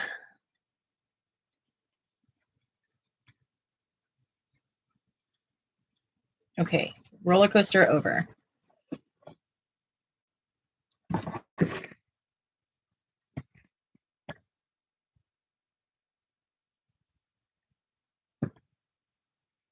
Yeah, that is my problem. ADHD meets dyslexia. Woo-hoo. So I did these earlier, the ATC cards that I don't know how you say that because AT and then the word card is in the name, so I don't know. AT cards, ATCSs. I did this today or the last 24 hours. We've been talking about doing these cards on our channel and then at the end of the month, like exchanging them. So this has been my first go at them, and I am nervous because I don't like to show my personal work. But I have a very distinct style in my art that I do, and you may or may not catch on to it the more you watch me, especially when I do my own things. I am all about color like this. I love vivid, bright, um, almost pop art style. But I love things that are not meant to be a bunch of colors and then they become colors. So I like that. I mean, I'm a kid of Lisa Frank, for goodness sakes. Like, hello, we had all the color in the world, like color, color. And then I did this one for Michelle today. Michelle asked me to do a purple one, so I did this one. And I put the little fireflies out there because it's like sunset, um, and then I did this one. It's so colorful. Even though I don't like my mushroom, I like my background. And then I like this one. This one's Sarah's. Sarah asked me for this one to put in her locker at work. So these are some of mine that I may or may not be giving out. I have had the best time ever. Miss Aura, what are you doing? He doesn't want to play. He doesn't want to play. Leave him. You beat him up. You're a mean pup. That's not true. You're just feisty with him. Yeah, but we're not doing it until the end of the month, so Our delivery date, Sarah's is my fave. What did Sarah do? Did she do something? Yep, 2.5 by 3.5. I went out and fully researched it. So yeah.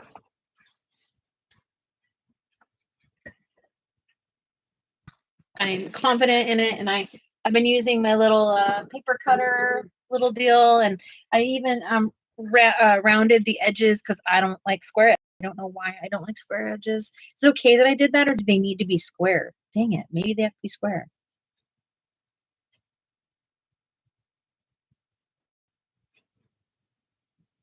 It is, but everyone was so like, maybe, I don't know if there's actual rules to it. And so I actually went over to a community in the painting community, and they were like, yep, that's the size. And I'm like, cool, I can get started now. I think just as long as it's cardstock, it's not like printer paper.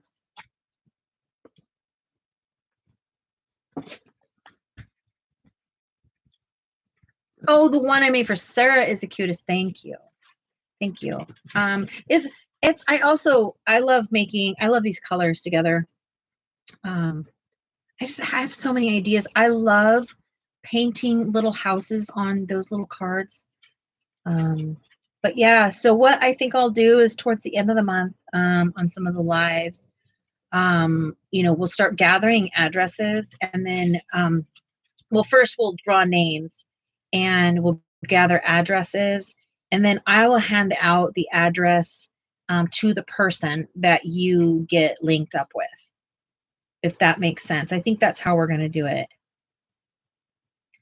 They do use playing cards. I think they can do it that way. That's one way to do it. But the 2.5, what size is a card? I don't know what size they are, but they says 2.5 by 3.5. Amy's probably going to know more of that. How, I don't know. She does it on those things. I don't know. I don't know. So I'm going to start on these leaves, and I'm getting this lighter green here, and I'm saucing it up like pretty thick. And what that means, I'm making my paint thick rather than thin like water. It's going to act more like acrylic paint. Put gesso on it.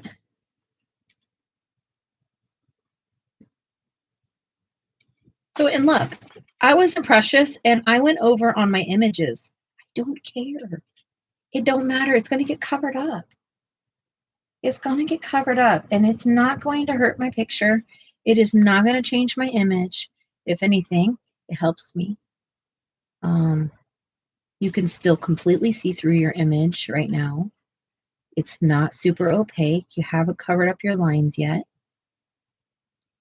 And for you peoples that like line work, because I've heard that a lot lately too, that line work is like the lines are important to you, and put them back in.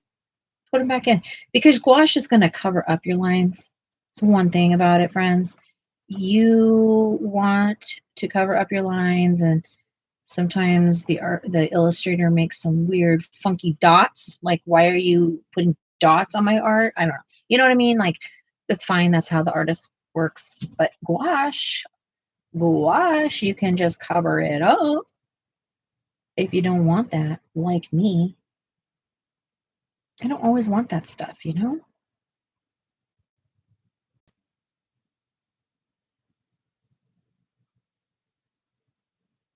The color pops on that, doesn't it? Whoop, whoop.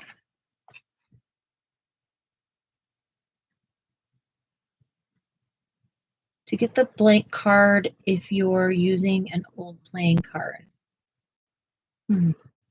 Yes, deck of cards the same size. Oh, they are. Okay. How long have you been on, Jess? For 1 hour and 46 minutes. You can wax the card when you're done too. If you use water media, that will help. Oh, like using a fixative or something?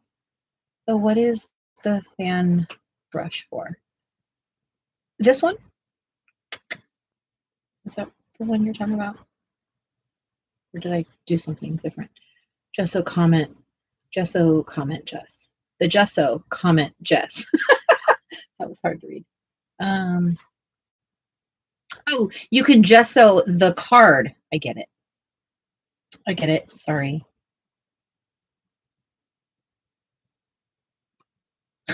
We'll get there. We'll get there, Angela. We'll get there, okay?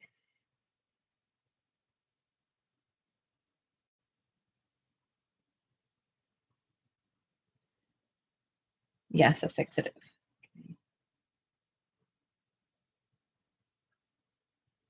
Yeah, I'd have to do that, wouldn't I?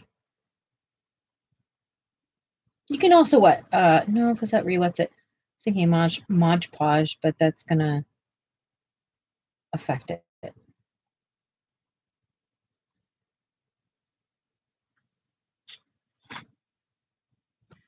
Gesso. That's funny. I love it. I love it. I love it. I like it. I love it. I want some more of it. How are we today? What is our high? Tell me. Made it past Monday. I have a video coming out of you guys literally just watching me put my pencils away for the month. Nessa, I think, was saying that she's like, I would like to see that. So I did a video. I don't know if it's a great video at all, but whatever. I did.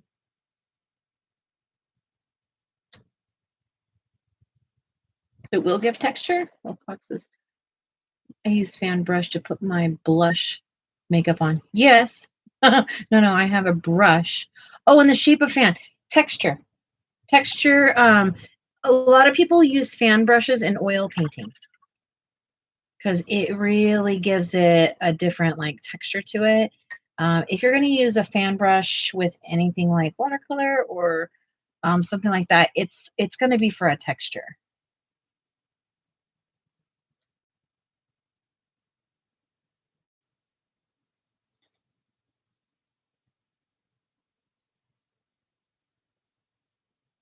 All of them? How many did you do, Amy? That's exciting. That's a lot of work. You've been working on those.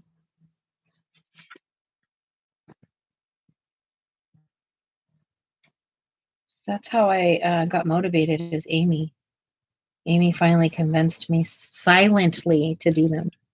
She asked me one time and I was like, no, because I didn't want to glue paper. And she likes to glue paper. I don't like to glue paper. And she's like, let me glue paper. I'm like, I'm not gluing paper. So I finally was on, I think it's Mary's page, and Mary was painting and talking about doing hers and she's going to paint them. And I was like, okay, stop the press. I can do that. I'm not gluing anything.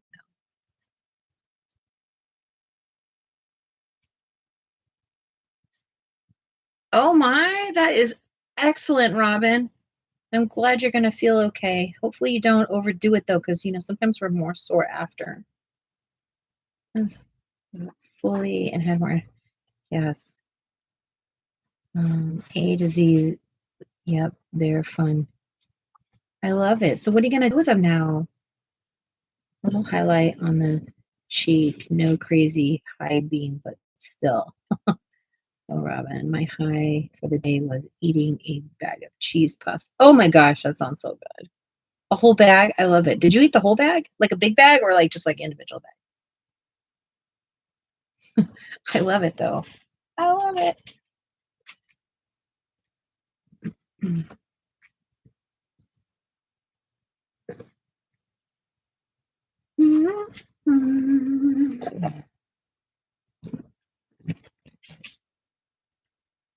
Okay, I'm ready to hear it. Give it to me. Give it to me, baby.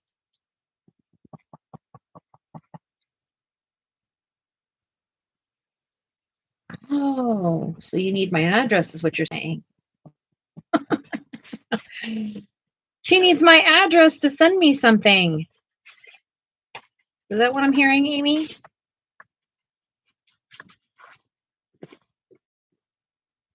I had to chop my hair and was sad, but it feels so much better. Oh, isn't that a bittersweet? That is a bittersweet. Especially if you're not really ready for it.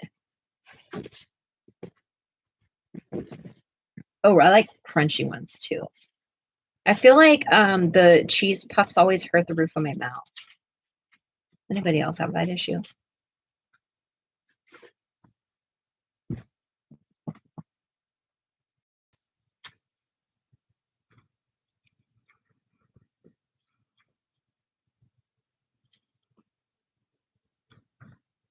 Yeah. That's mommy. Oh, nope, nope. Sorry, kiddo. Thank you, thank you. Thanks for that. I appreciate you. Good job, Aura. Good job. Yes, good job, big girl. Hi, big girl. You want to say hi to everyone? You want to say hi? Okay, look. Say hi, everyone. Say hi to Miss Aura. Oh, I love that for you.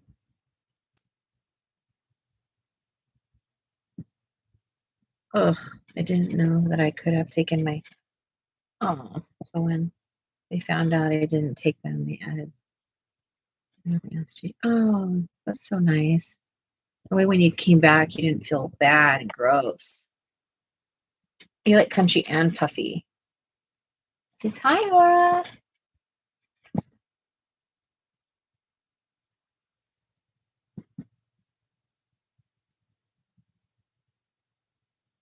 Mm-hmm.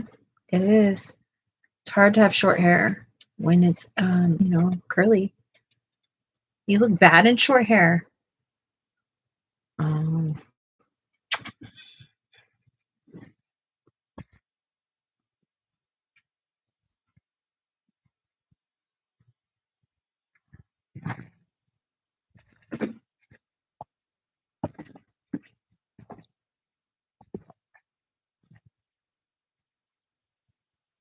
she is being good. She is a good girl. She's so good and she's so smart. And I can't believe how lucky we are with her. She is just a whole different level of puppy that I didn't know exists. That's so sweet. Something in my life that's not difficult. Love it. Oh, I love it. Spray down my Hemi. My Hemi. Yeah, definitely go to someone that knows how. I cut hair for years. And if they aren't comfortable with over curly hair, then you are going to be very unhappy. Captain Crunch. Oh my God. I would be sore for like a week after with Captain Crunch.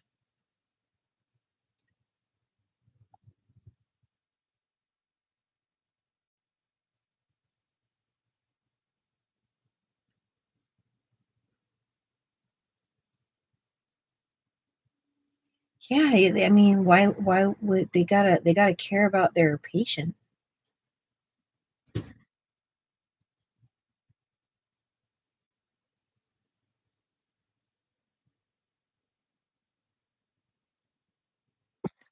Oof, it's miserable. Why do we love it so much? It hurts so bad. It hurts so bad. Why do we want Captain Crunch? It hurts. And then every time I eat it, I'll think, okay, well, I'll just figure out a way to eat it without it hurting my mouth. And it's literally never happened ever in my entire existence of life.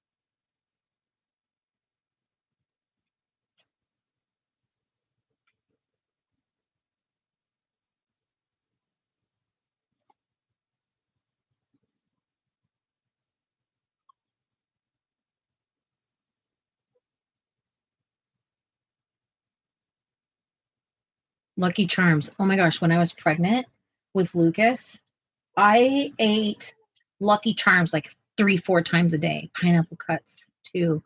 Isn't that true? Whenever I eat pineapple, though, my whole mouth burns. And nuts do that to me too. They burn like I've had like hot, hot salsa.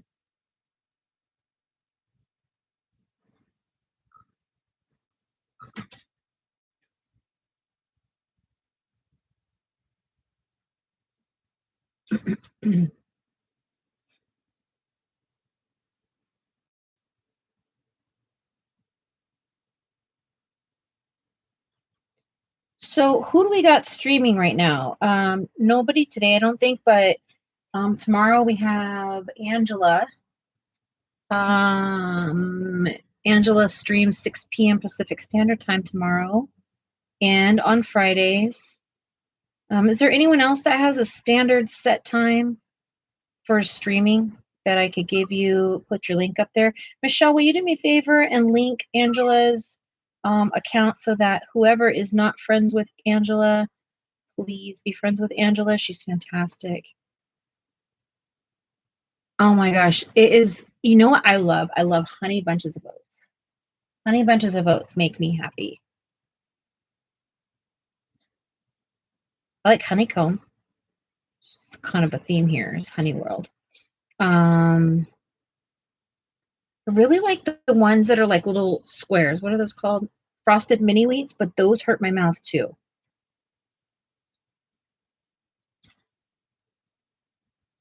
I mean, I don't eat cereal anymore, but I really like it. I love cereal. Like I could eat cereal every meal. When's Lori's? Lori's is Friday night, super late at 12 Pacific Standard Time. I mean 12 a.m. So at 12 a.m. Oh, okay. So the mini ones.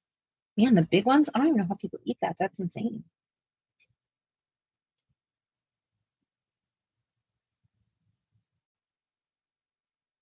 I like Cheerios too. Connie is in the morning. Yeah, Connie. Okay, so we're gonna have to get Connie up there. Connie is it the Netherlands?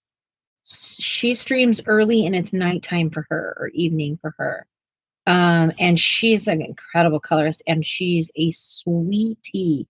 You absolutely will just feel like you're hanging out with the sweetest person in the world. She's so sweet. And Shannon, we know Shannon. Shannon is 7 a.m. Pacific. What time? What time is Shannon's? I feel like she's changed it. I'm having a harder time catching her stuff. And of course, YouTube hates me and doesn't like to let me hang out with people.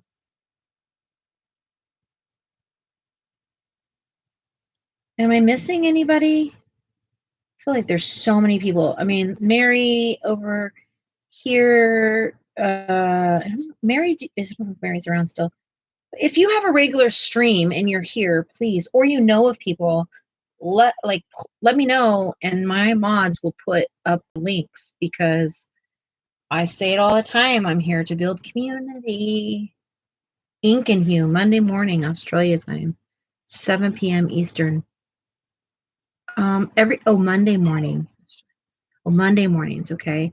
And then if it's your thing, Taylor and Ivy have a they go through like a Bible study coloring book and they go over that. They're super inspiring. They're so inspiring. And they also have their own channels and do just coloring book stuff, but I don't know their time.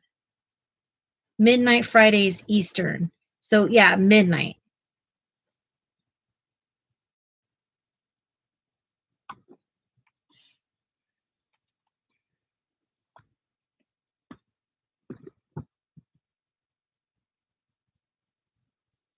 She's our latest streamer, I think. Is that right?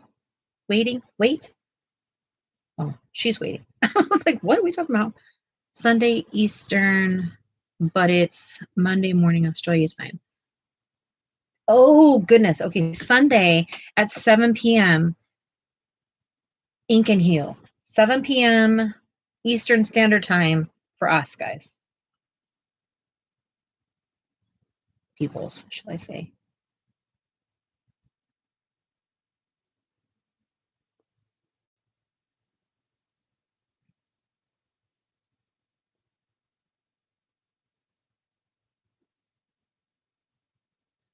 Shani is Tuesday at 11 Central, then sprints at 4 p.m. Central, and then Thursday at 6 p.m. And she impromptus also sometimes.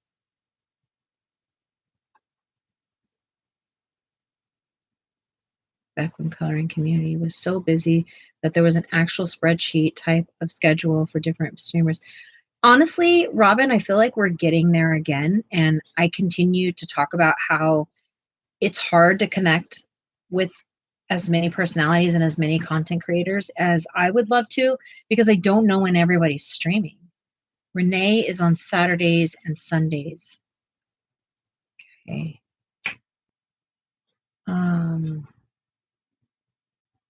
Yeah, I was teasing Sarah the other day. I was like, I think that should be your job is putting together that type of she's really good at organizing stuff like that.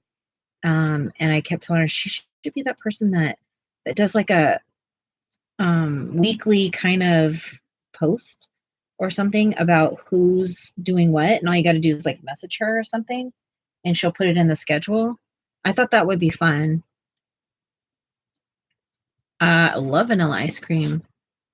Are you gonna find a topper? Don't you have a topper on your ice cream, Nessa?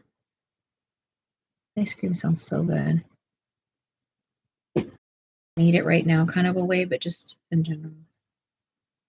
You know what I've been really craving? I've been craving a flat out steak. Raspberries. Renee, Shannon, and Emily all just changed. I feel like I know that. And it's been so difficult for me to figure out because I had it all down. And as soon as I got it all down, it just went away. I'm like, dang it. But that's life. Cherries. Cherries.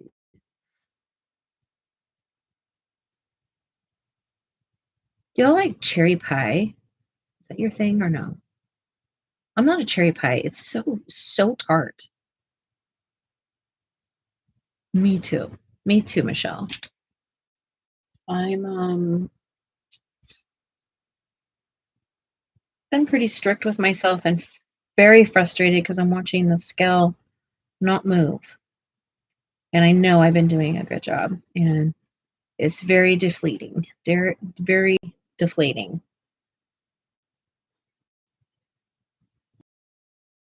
Weight, it's about health. And I need to remind myself over again you're doing this because you don't want to feel the way you feel.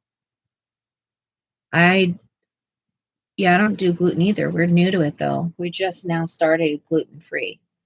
And we had our first gluten free bread last night. Is it gross? I bet you there aren't very many gluten free things that you're like, I'm in love with. But the bread that we had last night was actually good. It was really good. Sarah would have to tell you the brand though. Favorite. Yes, I know. I love meat. Love steak. How do you take your steak? Medium rare, mooing,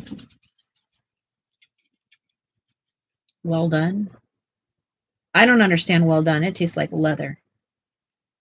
So, sorry if that offends you. Sorry if eating meat offends you.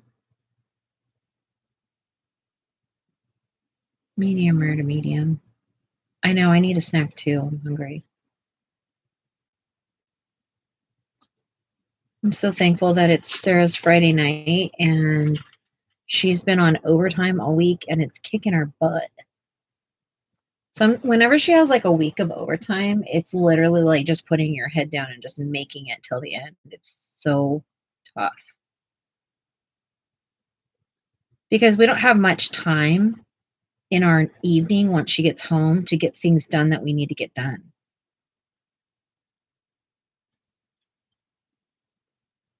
Life's like put on hold. Philly cheesecake. Oh my gosh. That is so good. Grilled, yes. Medium rare. I'm a medium rare person. I used to be rare. I cannot do it anymore.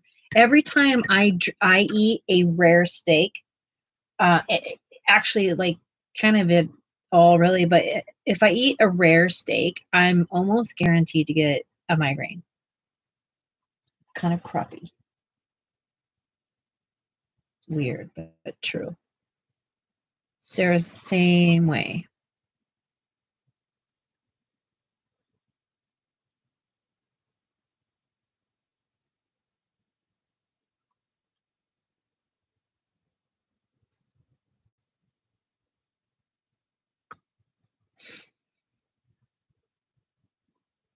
I mean, maybe the hormones they're using, but red meat is, remember when I was younger and everyone used to say red meat is so bad for you. It's so bad for you. And I grew up eating red meat like it was going out of style. Like we had red meat on our table probably 5 to 6 times a week. And I would go to other people's homes and they never had red meat. They always had chicken or pork or whatever. I don't know, all these different things. And I used to hear all the time, red meat is so bad for you. And I didn't understand it. Now I'm like, holy cow, I feel so sick every time I eat red meat now. Not ground beef. I don't get that way with ground beef, but any type of steak or like heavy red meat, I don't feel well. I'm sure it is. I'm sure. I mean, it would behoove us to probably buy like a cow from a farm, right? And see if it does that to us rather than what they do at the dairy farms. I bet you it's what it happens. I bet you it's what it is because wasn't like this until just a few years ago. I was never like this. And Sarah has been eating red meat raw her whole life. Not raw, but very rare. And she's always been okay. And just recently have we both went like, oh crud. It's like full blown like we have a like hangover, we're sick, we feel horrible, horrible. And it's literally just from eating steak.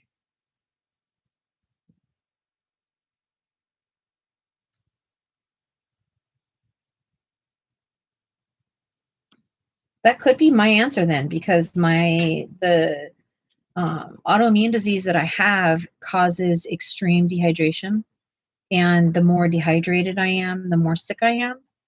Um, and so maybe it's dehydrating me too quickly now.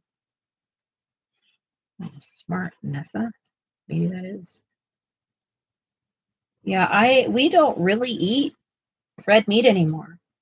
We eat sometimes we'll have tacos, we'll have like um carne asada tacos or something like that, but that is like a smaller amount and it doesn't hit us the same way as an actual steak.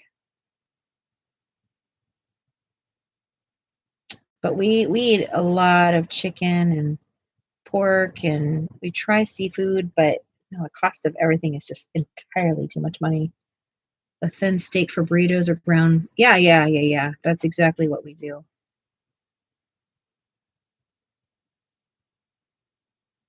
Yeah. Not easy to change all these things in life, but I got to because I don't feel so well.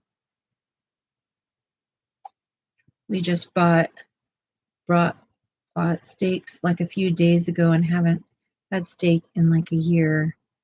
Oh, that I hope you'll be all right. You'll be all right. We're just crazy around here.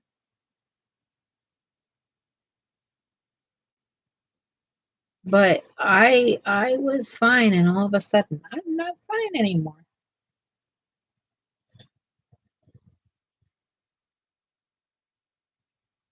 But Sarah's parents eat steak all the time and they don't have that issue.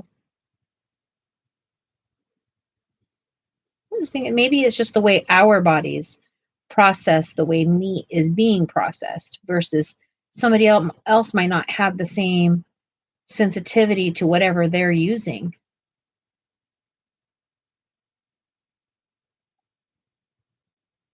Oh my gosh, that's so so do you like lobster? Um turf and surf and turf?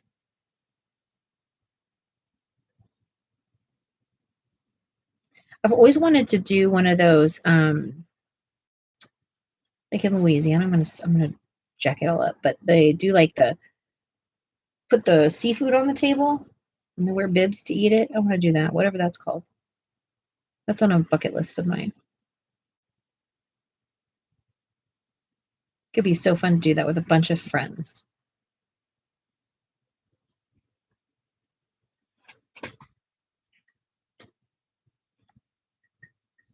Oh my gosh. I wonder how much that would cost. Because like Sarah's parents, they get like half a cow every, 2 years or something, or every year.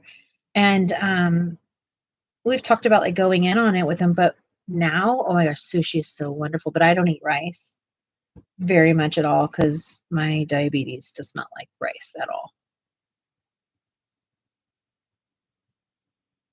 Happy birthday, early birthday, Kim.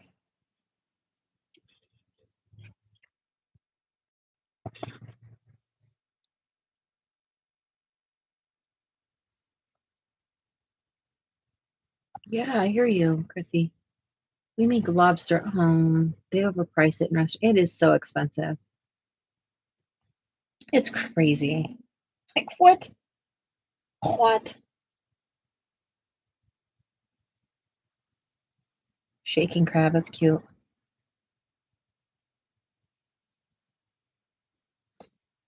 One of the things that Sarah and I have done is we go out to the coast and we will get like cooked crab legs and we just crack them and eat them right there outside on the shore, like on the jetty. That's really great. Um, we do that and it's fun.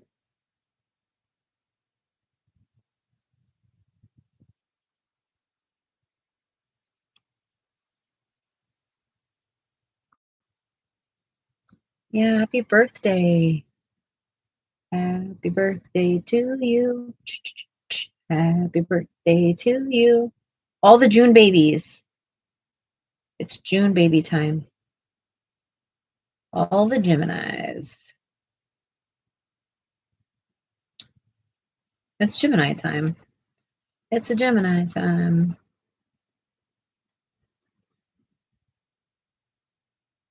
In Astoria, we had the best tuna fish and chips. What was the restaurant?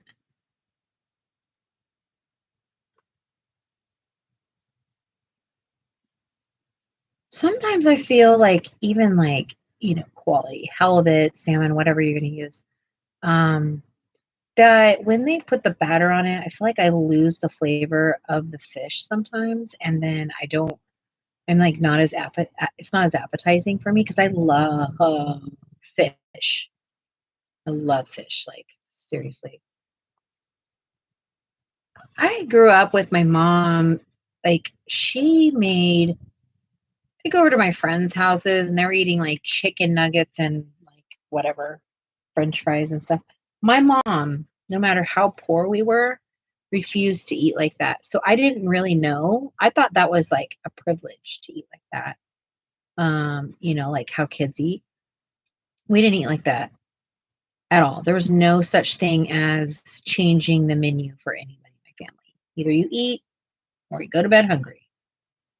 And so my mom is always very particular about her diet. She was always concerned about her weight. And so we were always eating like a balanced meal, which was great because I learned what that means. But it made it seem like junk food was so untouchable. And I mean junk food, not even as like going out junk food. I mean like just we didn't eat French fries in our house. We didn't have snacks per se in our house ever. It was rare. Like we might get one snack a whole month. So anytime we experienced like snacky food or something, it was definitely away from the house. We didn't eat it. Like my mom was really big into chocolate. She liked chocolate a lot. So sometimes that was there. Like we didn't really have chips. We just didn't do that kind of stuff at all. Bum, bum, bum. Have I ever told you how much I cannot stand to color books? It just seems so um, busy, right? Busy. And why does Clara Markova always put blueberries in her art? Does anybody know that answer?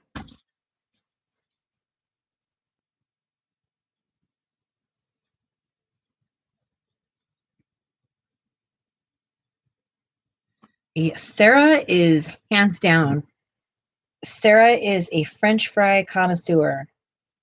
She loves French fries on every level, like, and she's very, very particular about them. So, I hear you loud and clear.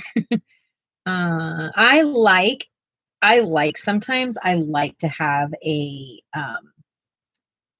floppy fry. I know some people are like, nope, they have to be crisp and hot. And I don't know. Like Wendy's fries are my favorite because they're floppy.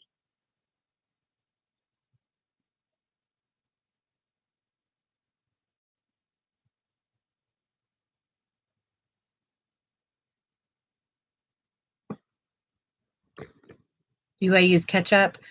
Sometimes. I'm not a huge ketchup fan, but only for fries and burgers. Mm, a few things, not too much though. You like spicy ketchup.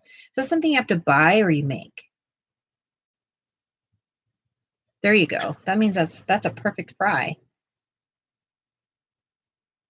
Nordic berry is a type of lingon berry. Culturally, it's prosperity and luck meaning. That's neat. Floppy fries are no bueno. Fair enough. Fair enough.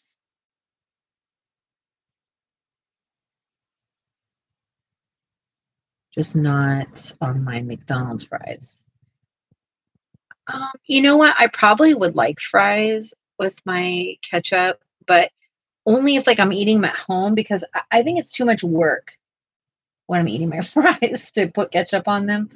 But I love what I do love is I love Wendy's fries and I do like to individually put my ketchup on them. That is something I do. Heinz. Okay. Nordic berries are either white or orange. I've seen that. I've seen that. Well, hello and welcome from Argentina. Welcome, welcome. They're so annoying, are they not? It is 2025. Can we please come up with a much more convenient way to put on our ketchup individually on a fry? Floppy, crispy, salty must though. Oh yeah, I'm all about like a salty fry.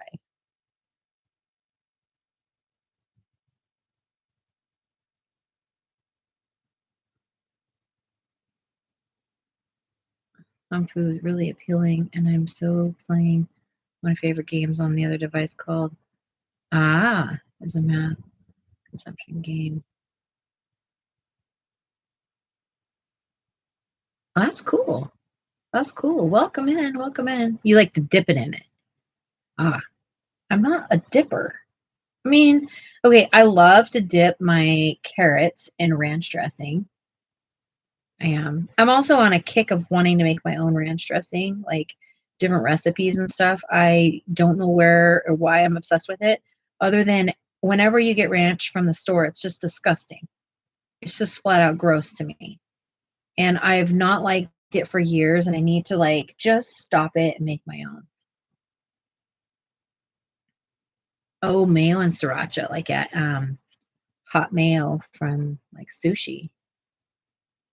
Oh, this girl loves some sushi.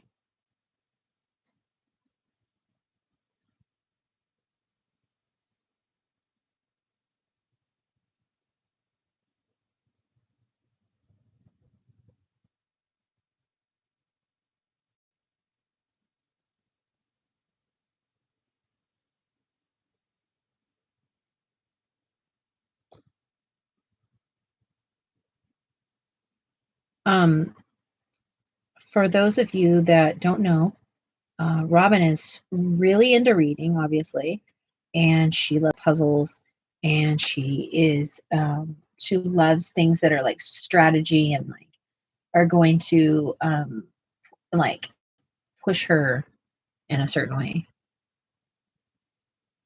We found this one. Nice, Robin. Sarah loves board games.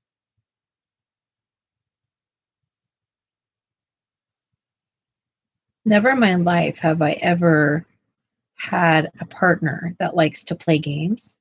like board games. And like my mom was never. She likes playing dice games or card games, but no such thing as like a board game in our house.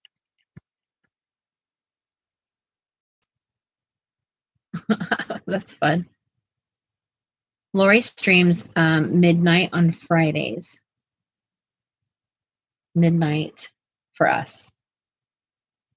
No, 9 p.m. for us. Sorry.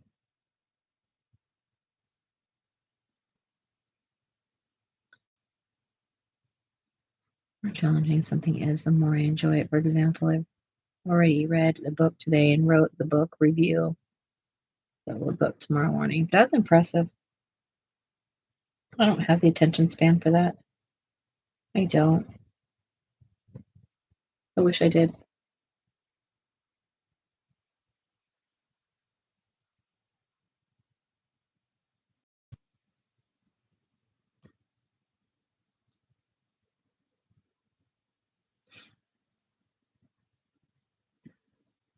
Midnight on Friday Eastern is Lori. Yes. Can one of my mods put up Lori's channel? Sorry, my brain shut off.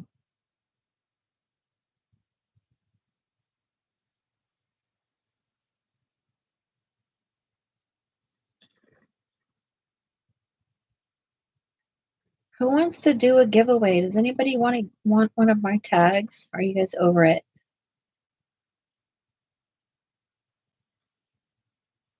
You're a mood reader. Yeah, I'm the same way. I love reading actually, but I just can't find I will listen. I'll do an audiobook, but I just will not sit down and read. I want to do something while I'm doing it. You can't really do that. Chrissy says yes, and Michelle says yes. So, yes. Totally not over it. All right. Are we going to get ready then? I'm going to put 2 minutes on the clock and we're going to go ready, set, go 1 through 100. I'm going to randomly generate it and the person closest to the picks the number, but not going over to, I'm sorry, my brain is not working right now.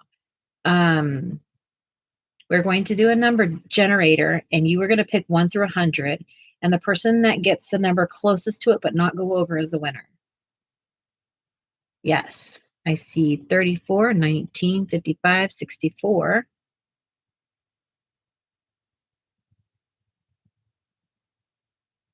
1779.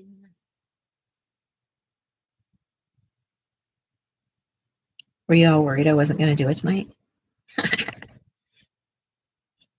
88. That's 1 minute, and here comes another minute. Any of you out there that are not catching it, I appreciate all those thumbs up right now. It's like I have 15 of them, and I appreciate you so much.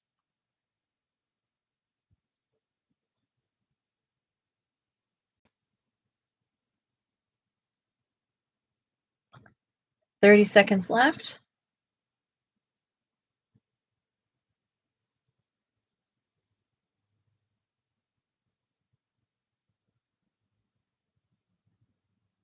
"15 seconds left.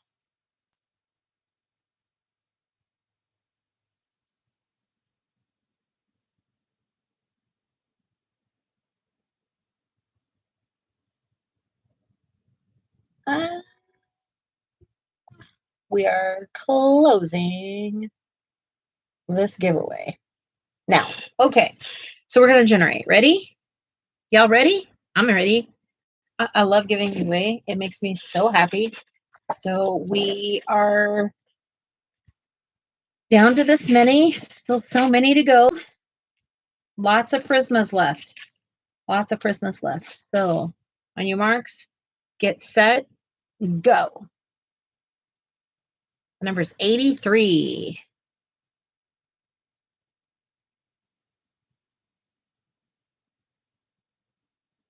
Is that Chrissy? So it's the closest to the number without going over.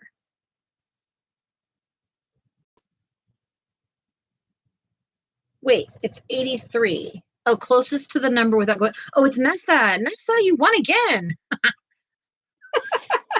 Nessa. Whoop, whoop.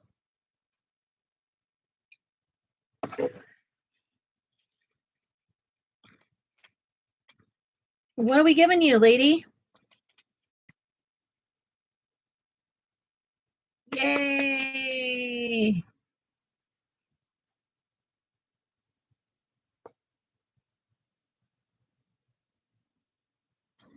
Nessa, which one are you wanting? Kalur. I knew you were gonna say that. Dang it.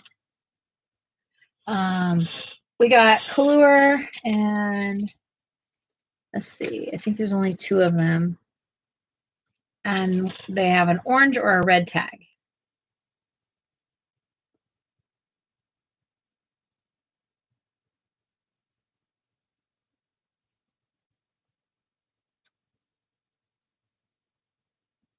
Then will you do me a favor in Discord and make sure you add this one to your thing so that I remember to, when I send this, to send all of them.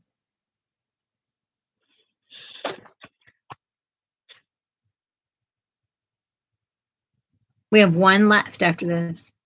No, Nessa. No. There's the end. Unless you want something else, I think that you should take this. Red. Okay, cool. Done. We're going to do 1 more. Okay, we're going to do 1 more. So I'm going to put 2 minutes on the clock and we're going to go now. So now, put your numbers in there.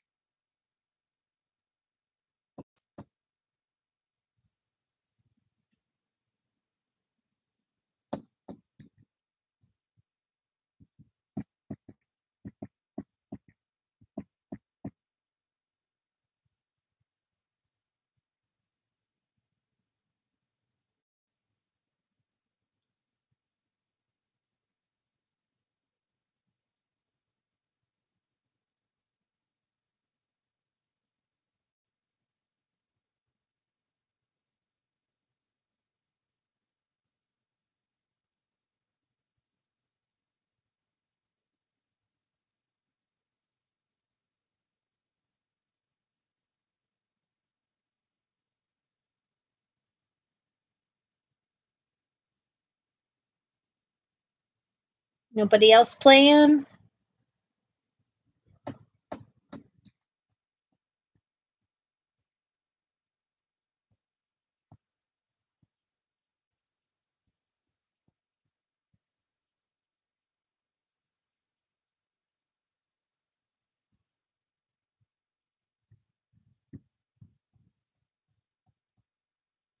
Nessa, why aren't you playing? Did you play? You didn't play.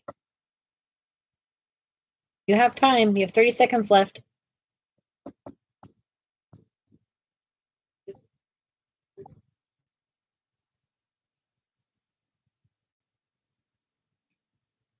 I know. I don't know. Why are you? If you won them all, then you win them all. It's not going to bother me.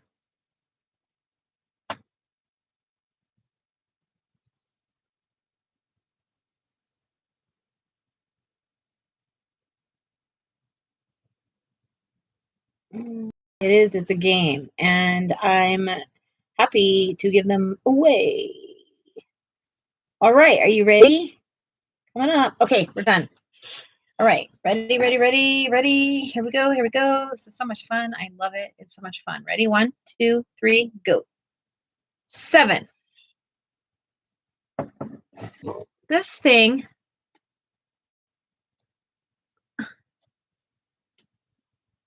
What? Oh my gosh. Okay. You guys are hilarious.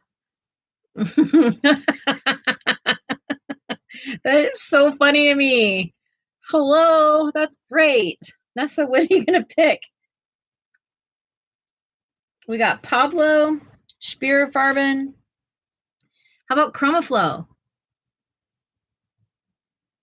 Arteza, Brute Funer, and 8/10.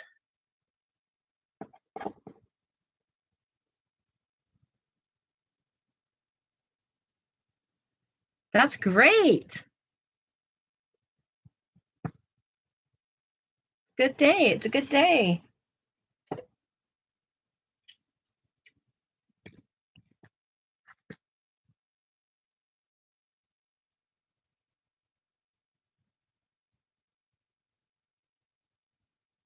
Okie dokie. 8/10 comes in, let me see.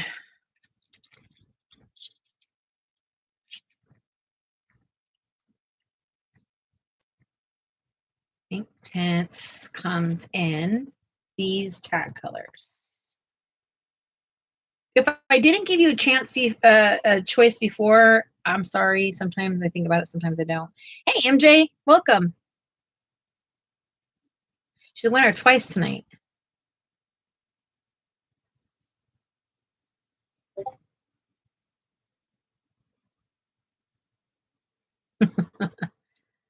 Which color tag do you want, Nessa?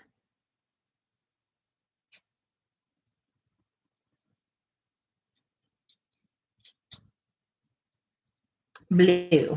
Cool. I like that color. And we are going to do one more. Okay. We're doing one more tonight. I'm feeling a little bit crazy and I want to do one more. You want to play again or are we done?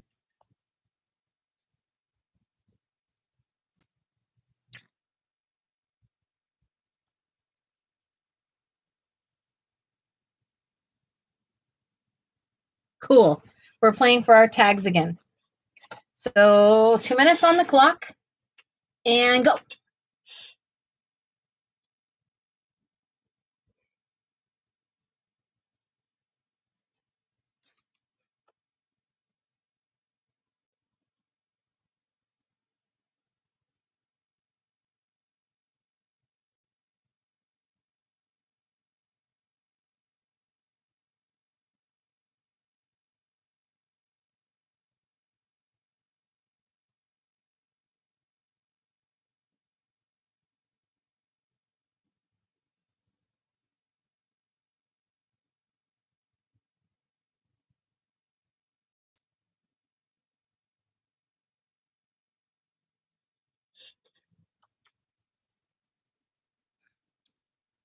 You got 1 minute down and 1 minute to go.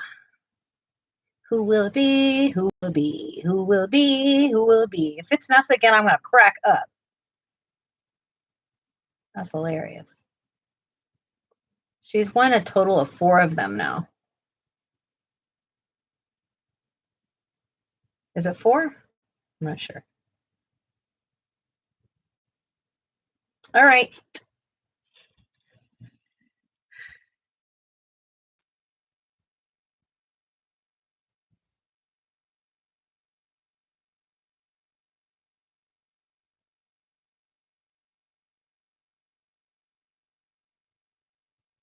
We're almost there. 30 seconds left.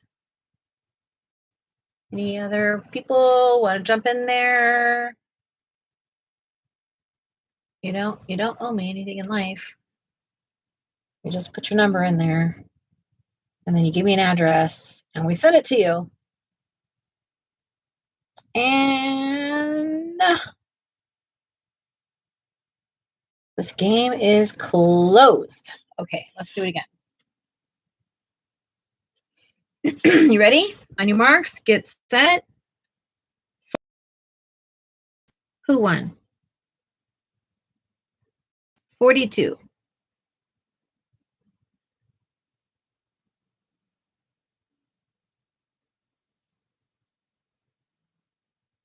Is it Kelly? Kelly? No, yeah. What is, am I missing anybody?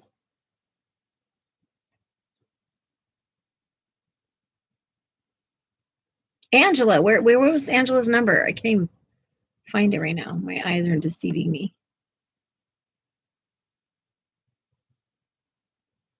It's Angela. Yay, it's Angela. Is it Angela?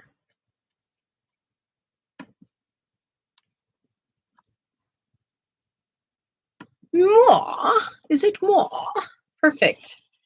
What do you want? What do you want? Angela, I'm so excited for you.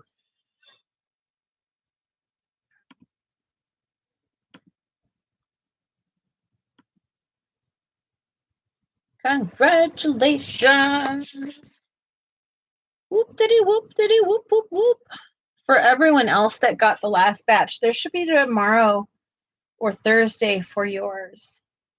Should be arriving somewhere between now, tomorrow and Thursday. Prisma. And what color tag do you want? These are the tag colors. Can you see that?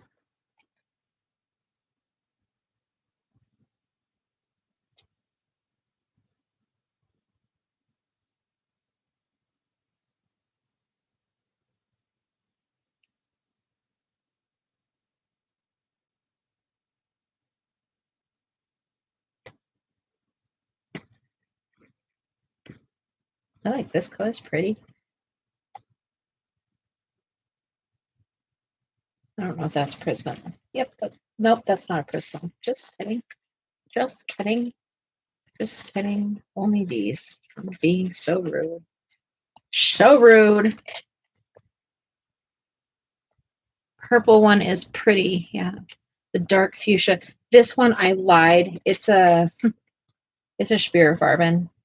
I'm a jerk. I'm sorry. We've got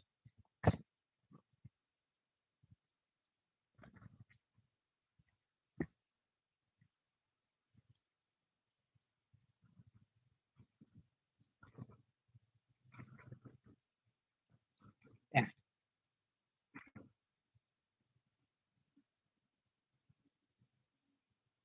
There is somebody in our neighborhood that legit weed eats or mows their lawn every flipping day. And my allergies are not happy anymore. Angela, can you send your address to me and also the tag name? Thank you for playing. Thank you, thank you, thank you. That was fun. That was fun. Purple, purple, purple. Thank you, thank you, thank you. I'm excited for you. Well, I hope tonight was fun and that those of you that are interested in gouache learned something because it's, it's a fun sport.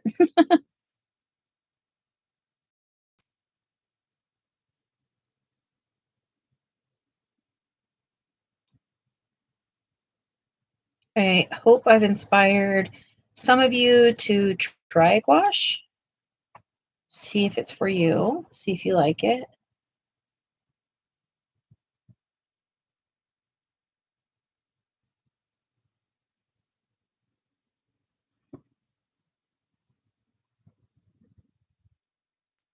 I just I hope that it's that you're learning something. You know what I mean? I love hanging out with y'all, but I like to do something with our time also. So I appreciate y'all being here and putting up with me and continuing to support me and helping me push my goals, all those things. Because, it's okay to have goals for your channel as a content creator. It really is okay. And all of you have helped me get there. It has not been an easy road for me by any stretch. But I'm still doing it. I'm still pushing and you all have been just so kind and gracious to me and I just really appreciate you. I do.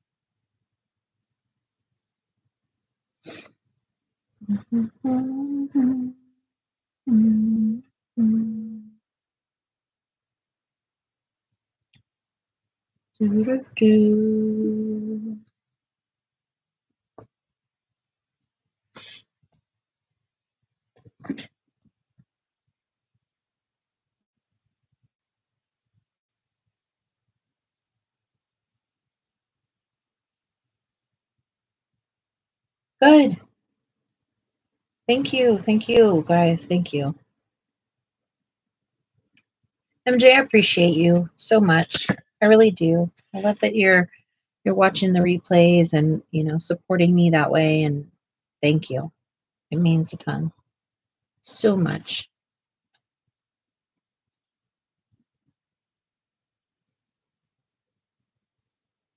Yeah, it's late. It's past our bedtime. So I'll head off of here and we will see you all very soon. Hopefully, I am going to continue to stream as often as I can. It might not be every day, that type of thing, but I'm trying my best while I'm feeling better to get on top of it. I'm so excited, just so y'all know. I have 850 watch hours that I need to monetize, and I'm so excited. Um, Not because it really means anything, but I made myself a goal and it's happening, and I'm very thankful. So thanks for being a part of that, friends. We will see you tomorrow night, or maybe not, or maybe so. I'll let you know. Have a good night, everybody. Toodles, my noodles.